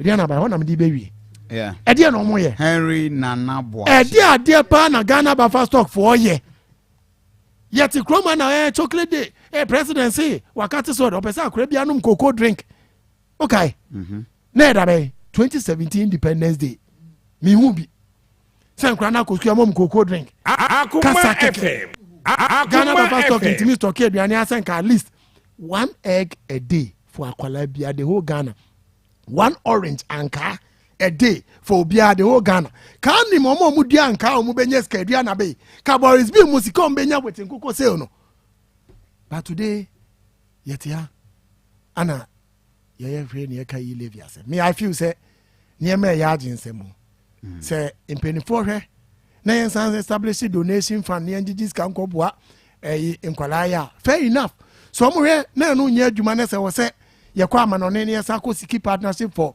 school feeding. I believe say that will be the best way forward at this time. Other than that, yen kate oil revenue ni bi. Okay. Yen first can be supportive free SHS. And I say school feeding. Me that say. Doctor, Yo. Mami Ntio. Mami na wase. Now we can about the mines.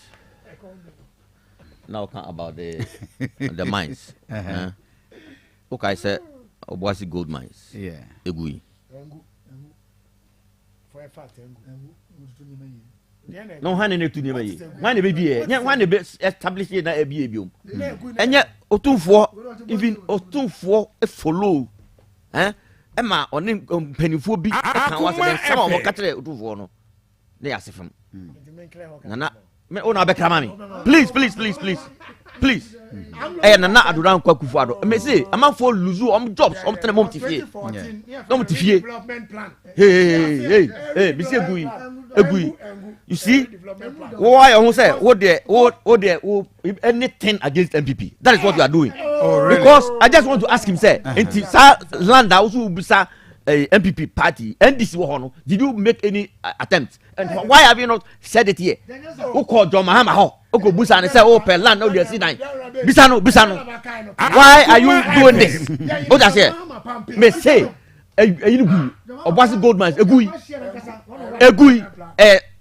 na John Mahama also me call IMF. Enti enyuma bebre ho no ma Egui under his leadership and this government.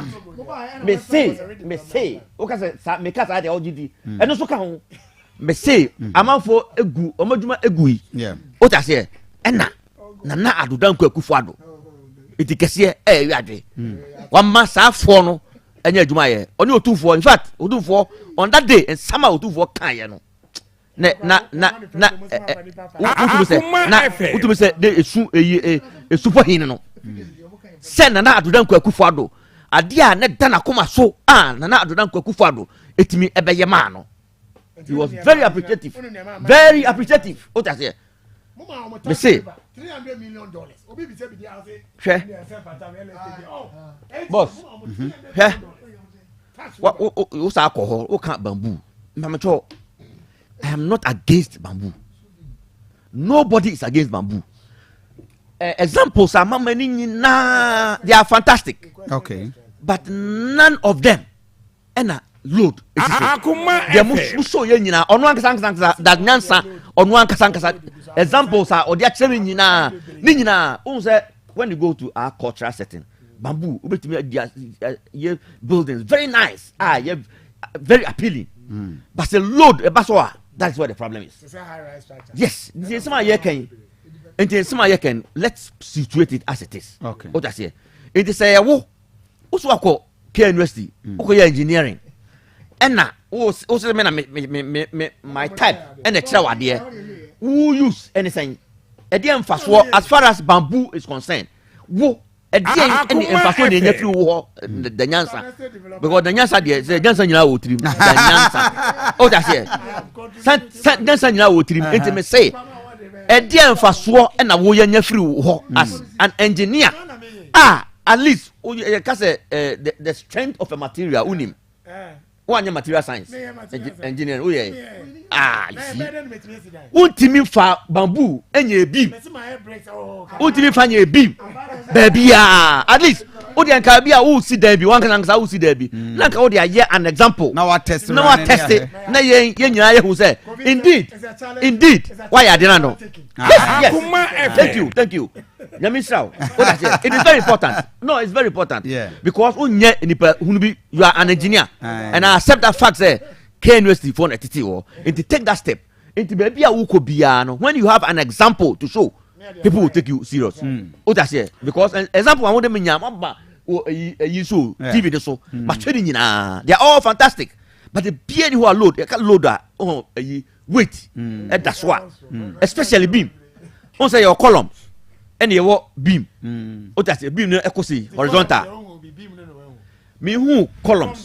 Me who beam. But me interest beam because I don't know Emma Edano ebe follow. Okay. Adanya ebubu bebre ni na beam so na Emma no e follow. Omo mu sidanya omo enema say no.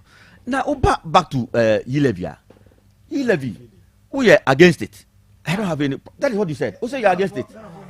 You said you are against it. Yes, I am against it. Men, you are against it. You can give other examples. Fine, no problem. But say because on TSC and I say on Jin 20, we are against it. Oh, that's here. Akuma FM. So E-Levy not be yo. That's the end is for. So we do on a lawyer more come with tea. A lawyer to which I'll come say we are not out. Yes. Or what Casamado? Or Casa we are not shadow. Where Saturday. Oh, that was a oh boy. E-Levy a transaction a phone so. Government, you see.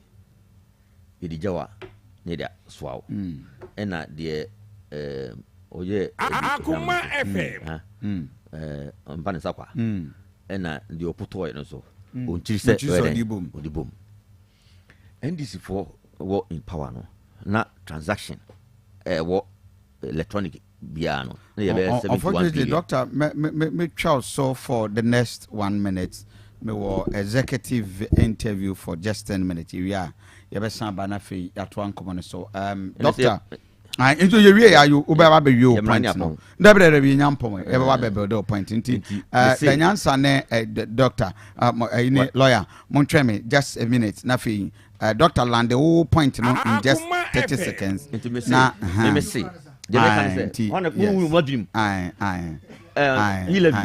E-Levy good government a proposal 1.2 billion at the time I normal pay 1.75 good percent and I'm for come I can say government it mean I drop to 1.5 okay now you call IMF MI $900 billion what I say government a proposal say E-Levy no bet me 1.2 billion but make sure to say above form without admitting assuming say Ghana for say monsa fan be at 1% na government it's almost 800 million. Yeah, but I'll ask you the position of a road minister. I'm a quanta worker say, yeah, use to leverage for bond or my Ghana. And I know, and I raise many alarms and suspicions. Say, you pay E-Levy. Why are we going to use it to leverage for bond or my Ghana? And that man for whom say very dangerous for the country. In the Minyanka was yes, Babebo audio no diama. But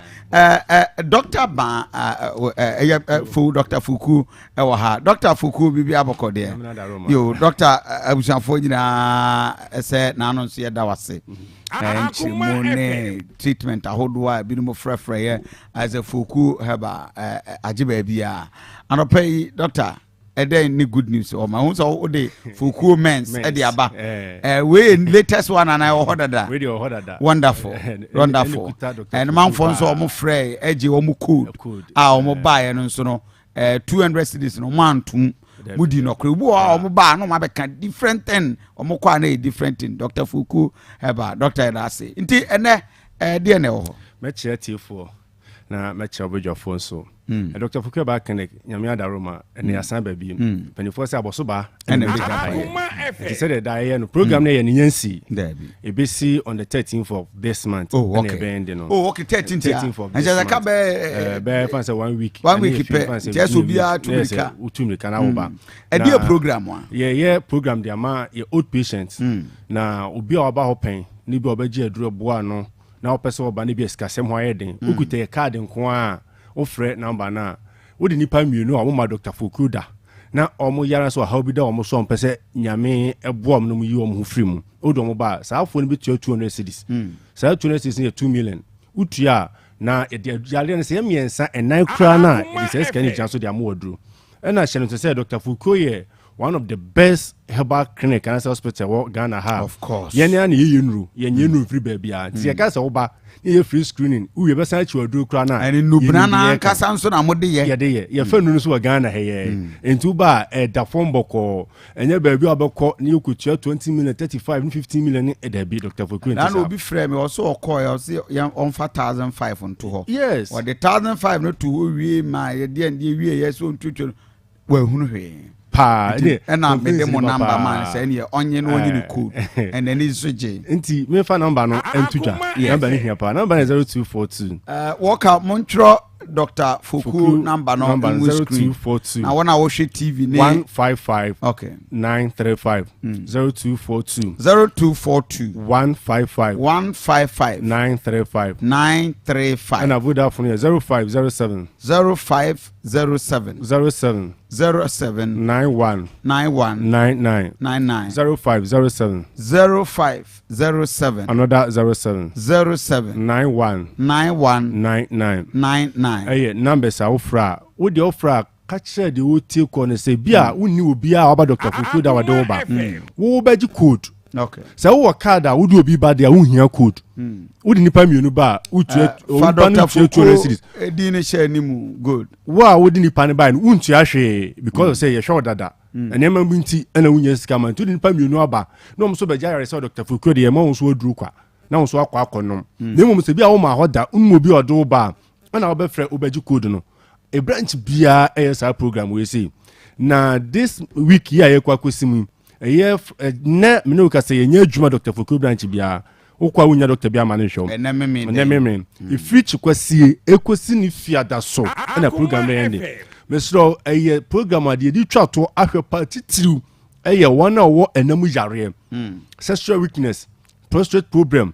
ana say man na omo discharge omo sikeka omo sabu na se bie ojoso tentem ojoso what pains sa month we ya week ya yesim ya from Sunday to Friday ya edi animu de hopa na ehwe last week ye hwe omo nkasemu sefris ne ye kan say omo abubu aguwo stroke fo ana say siastika omo sisi omo na twetwetwe omo ntimi na nte stroke akoma to omo ene ehwe omo last week and this week no e de jama palma one na enamu yare enti aduru ekutami eye Foku men's herbal powder edi juma so pa ewo mema abrabum we powder na very good na effective papa aduru ye na ye no Ghana ya na siri ye no ye sili ano na rubber sili ano no enti yansa wo be sa aduru peja kosoro kakra bi ne yenhwe sede sei na etie yes kura na fachre munzumi camera na maneti vonti wa uhwe TV no ko ho a sei na kala neti ubie so a peja box ubie so a ye the rubber cereal no untimi just a wote ansa na wotimi anya powder no wo sa na wo dia fra kubensuo mpacho na one mama me obu a kubensuo so be ye dia ma no turo be hia ye ensuohie obetimi afra ensuohie so nti sei ana duro netie nti ko drugstore bia na pharmacy bia titoma mo kan no mo ko okanshi la ne so a repash pharmacy ubenye buo ana King's Walk anso ubenye buo no mo ana the doors ubenye buo ukọ ashama so ya to agu no mo ukọ Canadian drugstore bia bewura mu bia no Ebenezer ne keka ho nyina no ya to nu ya peto no uba Fred Mensen so a bebri wo no na ne dwumadie pa ne se bema wa ye mre wo mpam onu aduru we ya eye fro prekope na obu a se wonu aduru na oni yiri ni nchen ne dofo bi ni nchen we ne dey we nye aduru a wonu mu a ohu ejina so na emom se bia sisimu kro bi amama bi frames bi bibi ana ato chima wo usisi ni mu ana se spinal cord ni mu ama obema ni ntimi nyina so a aduro ni yi saa wo haw na firi no eyifuro wie na se aduro na sakro na onum bi a the moment a onu oba be hye bia no wutimi odwuma se bema enye bema ne de okosin no okoto papa so enti obu on ma owodwunsom haw pa wodwunso tentem prostrate hanom pacho yuso duro ya eboa ni yim yinya mai bia oba Dr. Fokuo ba clinic dan da ye kasase ya wutimi frɛ when do say ki e baba bi si ya mfa ne mra because wo boka wo sore da ne pillar or use na so using them or junsu me kan say kuraba say owura dem a ade be che no it is a paint over kese white ema wutimi junso ma we die china but abra oba Dr. Fokuo ba clinic sa 2 million program ye pen wade ba you na oba no maduro no within 1 week no a okura dem ojo wines no eye no won ye say enti enuro bi say e wo ho wo hu hospital won koye heba clinic bi duro waye pa enso na ohu ahwe enti Dr. Fokuo Yakopon de adom na maye nimdie no enso de ni kredie ete akire enti ba yaso we say ya enu na hodo bebre obekọ ba bi no duro bi yefun yede be ma no saa na uti o yede ma o be ma na so yede ma o pa wo adukra yede ma Dr. Fokuo nti saa o problem no ansakra na yede duro be kan no edi ka duro lab ni akọ hwo mojam na wie hu yare kra haw ansa na doctor na prescribe adukra asese yede ma na nurse ni na OPD no so anya bre achechire oduro no time a wo sa wo ye adu no wunya du so pe wo yare no ano no Dr. Fokuo ba keke timu pani se obi o yare bia benya yare sa enti men ko baabi enkoto sika ni nwa masika ne nsa emro bosia no so kwa unya sika ntua ansa na abada Dr. Fokuo fa number ni tudwa mo amuhwe TV ni de number ni go screen ani Fokuo men's powder no so na wo hoyi e ba powder na da so no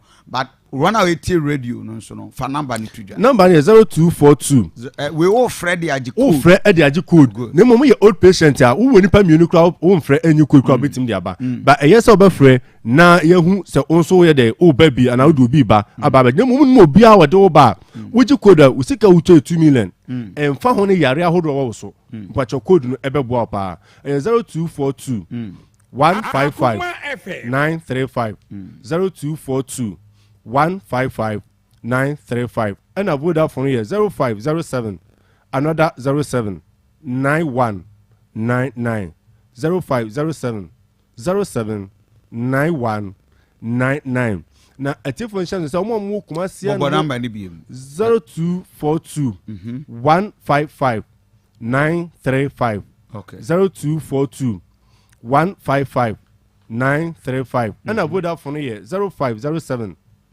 another 07 9199 0507 07 9199 okay and this all fokaya ebi pai pechi trade enforce aka no asante mantema asem na wo asante mantema asem na making okay ya on head office enforce aka na ebeja okwam wunya nwa kwanta bekwai oboase manson dia kanso beso Dr. Fokuo Junction ana pechi number 1 Pacific filling station we see Pacific filling station na kasi wo utema edo baba ya so ye ukota kwa bo ye tamso we tell the holder Accra ye omienu kum hotel down New Market wana opposite New Market and afin so ye wo Kragon NDC Junction we see ya ubusa shape aso ukoko fodua ye wo adan kwan so be so Tozavi Junction adan magazine road Tozavi Junction ye kwa broma mu so a ye wo mienu na miedwuma panti ye bo hu ye wo drobo GPLT abrosan kese no so and afin brekum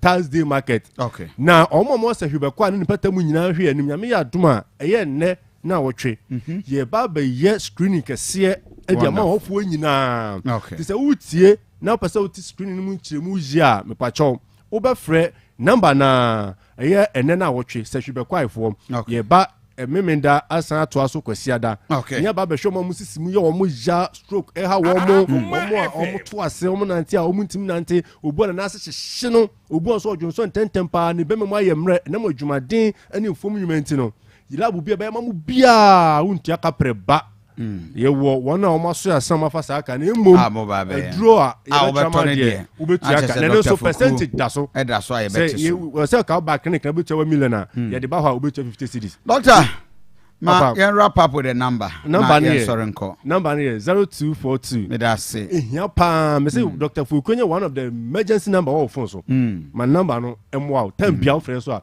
Sabekan 0242 155 935 and I would have phone here 0507 07 91 99. Me that say. So me da onu wati for asibi. Doctor, next week oba ya fa Fuku mens ni bi brem memrante na wa. Me da sem da ma yanko yetie for na doctor be wrap up na fe lawyer Safudu Konsa wrap up na etie for mo line sa mo be frɛ 03224 98035 03224 98036 and 0243 114497. Walker for studio lines we go doctor ne lawyer man submission we are na 34 months mabem.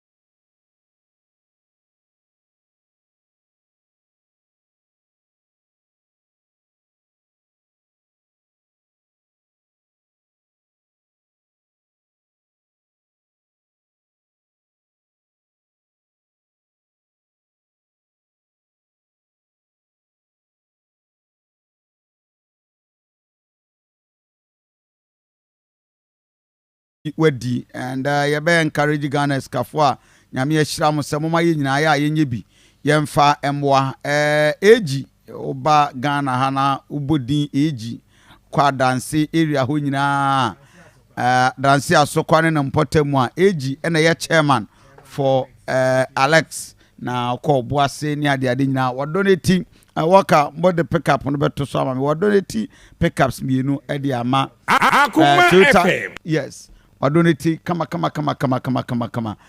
wade ama Toyota Hilux mienu de ama Ghana Police Service Obuasi Division for mena ene Obuasi nti mo ya ade nyame enhira AG anope baby a will be a very special good morning minu papa aquatic ene special aid and public relations manager at the AG ne company nti AG nyame enhira lawyer okay, and take cars and pickups in the or the amount of was in the so why are there agents so two of them okay, this gentleman who donate cars the amount of was in for Mina police and to Ghana for I think it is good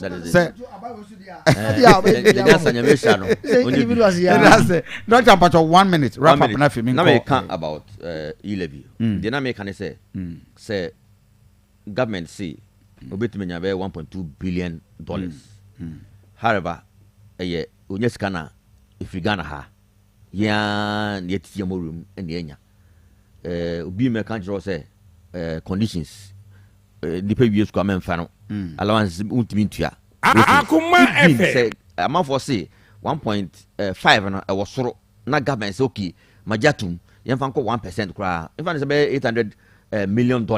It is lower than the 900 million you call IMF no conditions also $800 million dia de ba memu e de aye mpuntu djuma you start youth no benya adwuma e de aye enti bibi say no na finance minister no okabi okọ upper west no oka kire omo say ye ba MP say wo ha mo ye 11 emu 8 and the NDC 4 8 so about 340,000 Akuma FM. it is someone mo say mo against the E-Levy no safo na omo tifi omo nya dwuma enye no mo dwene omo ho anase mo nwere omo ho because say adwuma part of it e de bibi e de betima boa ma Ghana for enye dwuma and na infrastructure development and so ebom e nkakra Ghana for ebenya so fa so ye ko yanim no me very sure say ye ko yanim no me very sure Asante region akwan eguso a government eguso eye akwan eguso a em say akwan government eguso eye Doctor Ameda say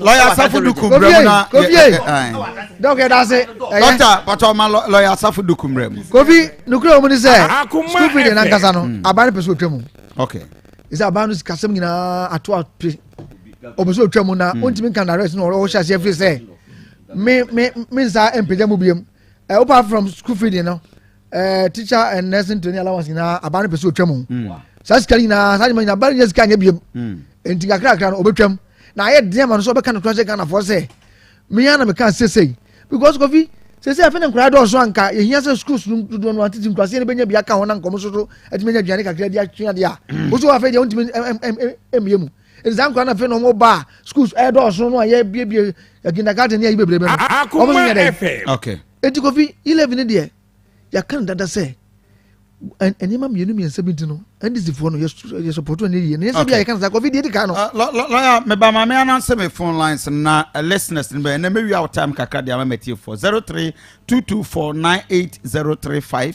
0322498036 0322498037 and 0243114497 happy birthday kese enkoma gifty anane donko ye bay wo Germany na omutie ehwe yen so e wo TV so ne Facebook page the producer Nana Sensumensa the producer for the show ono an wo fase ne mama Benis Opoku ene abusuafo ni nyina e wo hye ye wo fase gifty anane donko happy birthday to Germany baby girl happy birthday to you akola no ne ho efe ho aya kono kama nyame nshira nti gift anane ene o mam no am Germany ne abusuafo nyina happy birthday my konkofa yeti for hello good morning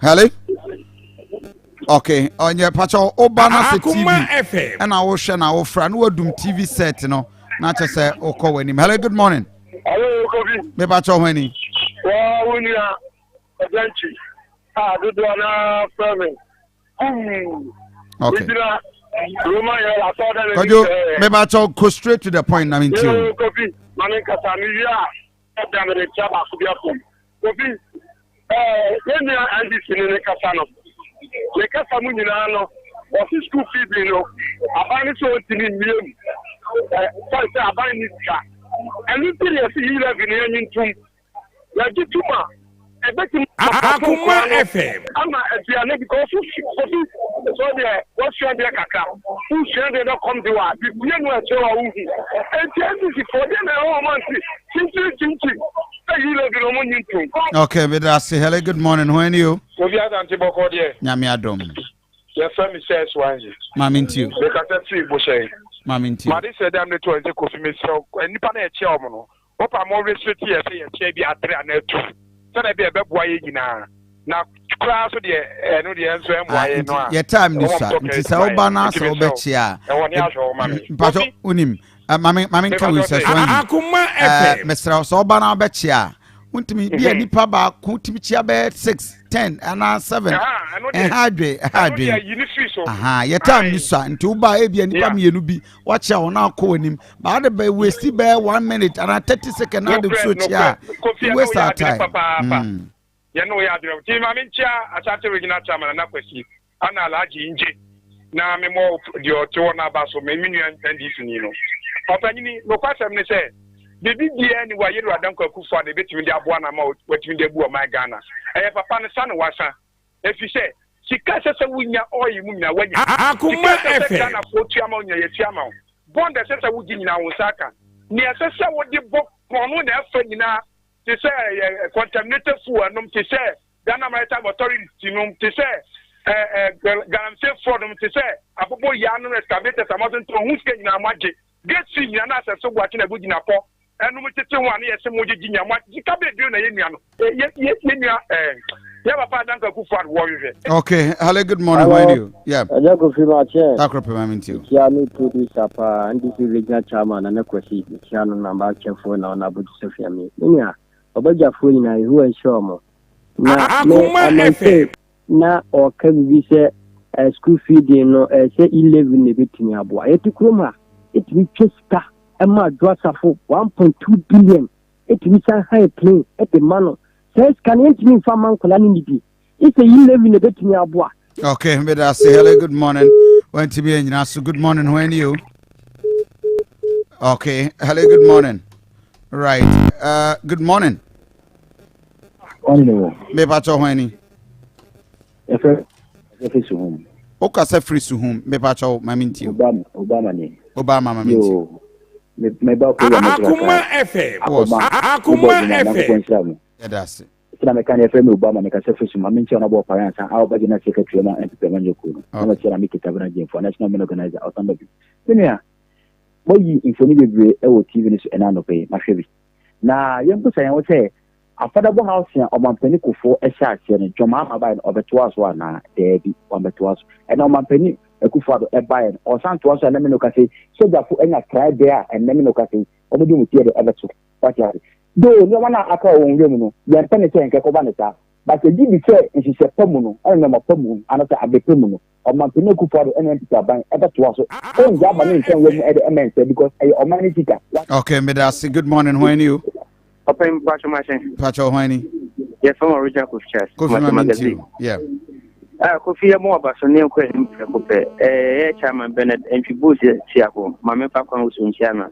Dimura Alan Kodio Chamaten. Papa Breno Yanko, Fair, E-Levy home. Okay. Mitiopa. Aha, me pacho E-Levy asema ya ka yenu mu bi ayo mo ane se asef tentina umubeti su muntin yemfom ho na de tse ye kuyire ana IMF akwese piamo eni biewuye odi esi ho example e biewuye e de be na betimi de ayewa blabum. Okay, for more share TV in the next few minutes you be sign off our TV so you're just 3 minutes on radio and more share TV ni so no monfa numbers na wo screen no obekọso atimi afre radio and go Facebook page so a obetimi anya all the contact and so ho and in the next few minutes when we are on your TV so a you sign off but radio there just 5 minutes you better wrap up na ebibin sroma etimi aba reggae pa and wo TV ni so a na wo outside Asante regional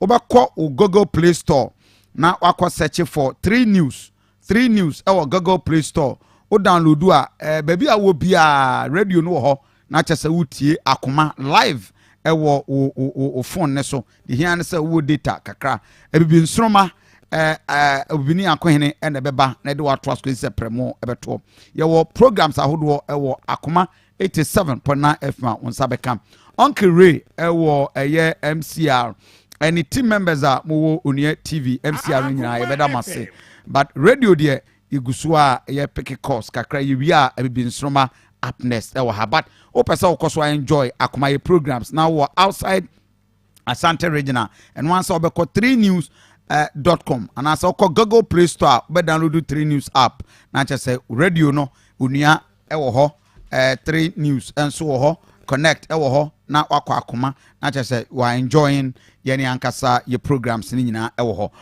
mame fa callers ni be 2 na fe men wrap up. Good morning. Aduanaba. Yeah, Minia Lukman. Makura me mo ase. Mame ntio. Me da ase. Mame ntia wo ni mo nyan for John. Ala nkwadwo kire ma fe da te ne eksia no pa woni Jombo Aduade nkase. Aduanaba. Big deal abwade for the dancer eksia no. Na wo kasa no wo se wo se aban about 2017 o manya kanya akwai ene o mampanyine ne efeze data minister no da ano kokusia o masiempre no Yeah. house ho Yeah. Sẹ́ni àmúkọ́ mbó de mutari yìí. na omampani da mase ba ye ne mahama ba ye wote no busa frank benya sama me se omusia mpresen ke se nke ye di mafa anka abo atchede nko be bi ka fa bofo kane ese ye fa ye si dan ye bu ho affordable asokore mampon na ade aka wuram na evem wo ke NDC wanti man for p kwa ma na ka ho na mo dada ye ese mo kwa ko sagleme eno ehuntomo se tie inti na kamisa nkamia madafu the nyansa oba beka ho asem ese dream bi ko so sagleme ene ko ka na ko bonchire mu na kenya na yake afie na wo de wonka na ta wo kran ko ya fa sa Akuffo Addo dawo ma ba papa dawo ma mo si ma ko dubu na eho enfra ma ko ba papa bo na ya gro papa keke ya gunyo ma ko mo na kwa to ke ali na ba me so la so ma me ko wo de ya bi tete baby ya bi se ali no ya so fi afi du tu nya na ya bi du ya e go sa wo ko ya ko bi na mo so kwa to bo fema ensuo so take away amu ya wodi nyana mo I don't know obi be say na no entam into the friend tade no say ya e free abandada no time o ma peli ko kwa de sa kwa na mo ha so ba ye no dia ma de na me so ne ma mo ye. Okay, me that say yeah, wrap up with the last caller. Good morning. Hello. Aduanaba Kofi Asante. 1937 I mean to you. 1937 you. Na kan say NPP, NDC, omuna ya awam kotna ho no a omuni ya ntinanifo no ho ya ma awam ko school eno ma konya ni die na omuni ni die na omanya no omu so bi mabo na omunya NDC samnu. Okay, me that say good morning. Hello, good morning. Hello. Bacho Honey. Hello. Be Bacho Honey you. I just really start just to say about it. Mamin. Yes sir. So we me papa preoccupé. Flu ye na me buzi. But you know go wa udi tie da wa for na na ya do. Okay. If you say I don't know you told film no.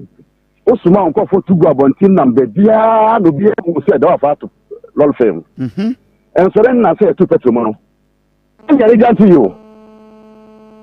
I have a free station. Oh, yeah, I'm changing the car. Yeah, it is 1.4.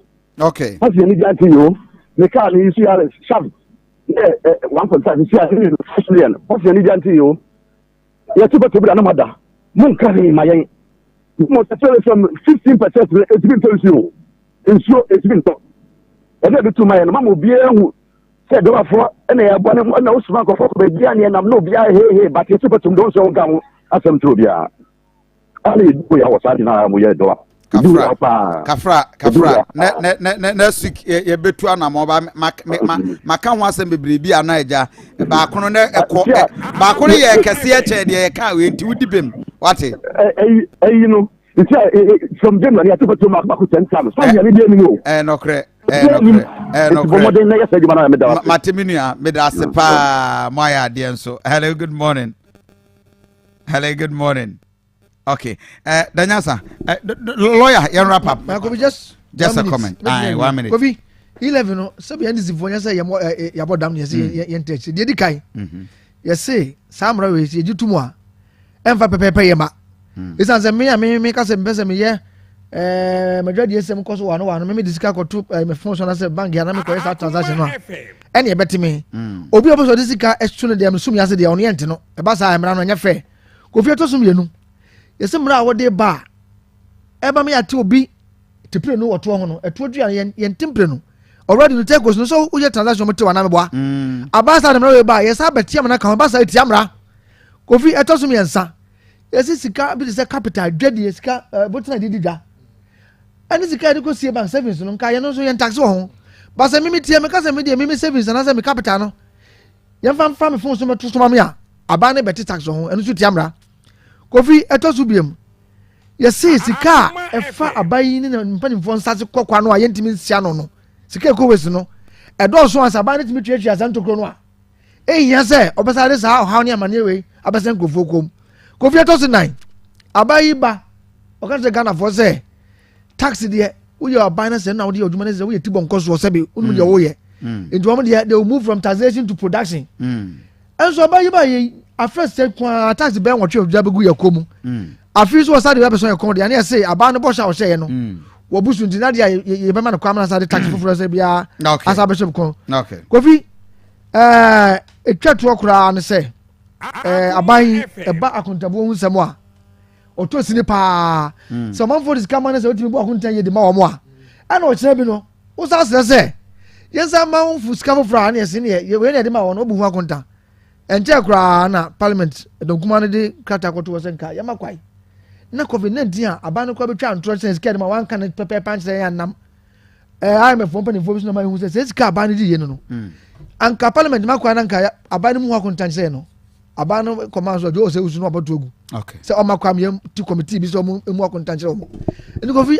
aban na kontabu hu nsem no enya papa ni say ka aban sa ni ska we bi mu a enya ye ti Kofi say ina so nsia nti na ni si ye say etiamra ni sa ni ma ina ti ma ba no emfa E-Levy no go to ya mpreso ne empreso cha ma na wase Frank Denyansa ma na wase me di de Aduanaba Kofi Asante nana asenso men sa put the show together bibini akwen of course he also went into the deep production abuzanfo be aba be do nyina no these team members na eboa yema show no edigu akwema ya be do the edu Walker and of course otna Facebook page nachi ede ekoye ye fa TV so any baby na me yado be san so hia me sorry obibini akwen de bi nsroma na ebro reggae papa ene about you just enjoy him and you were feeling him free and of course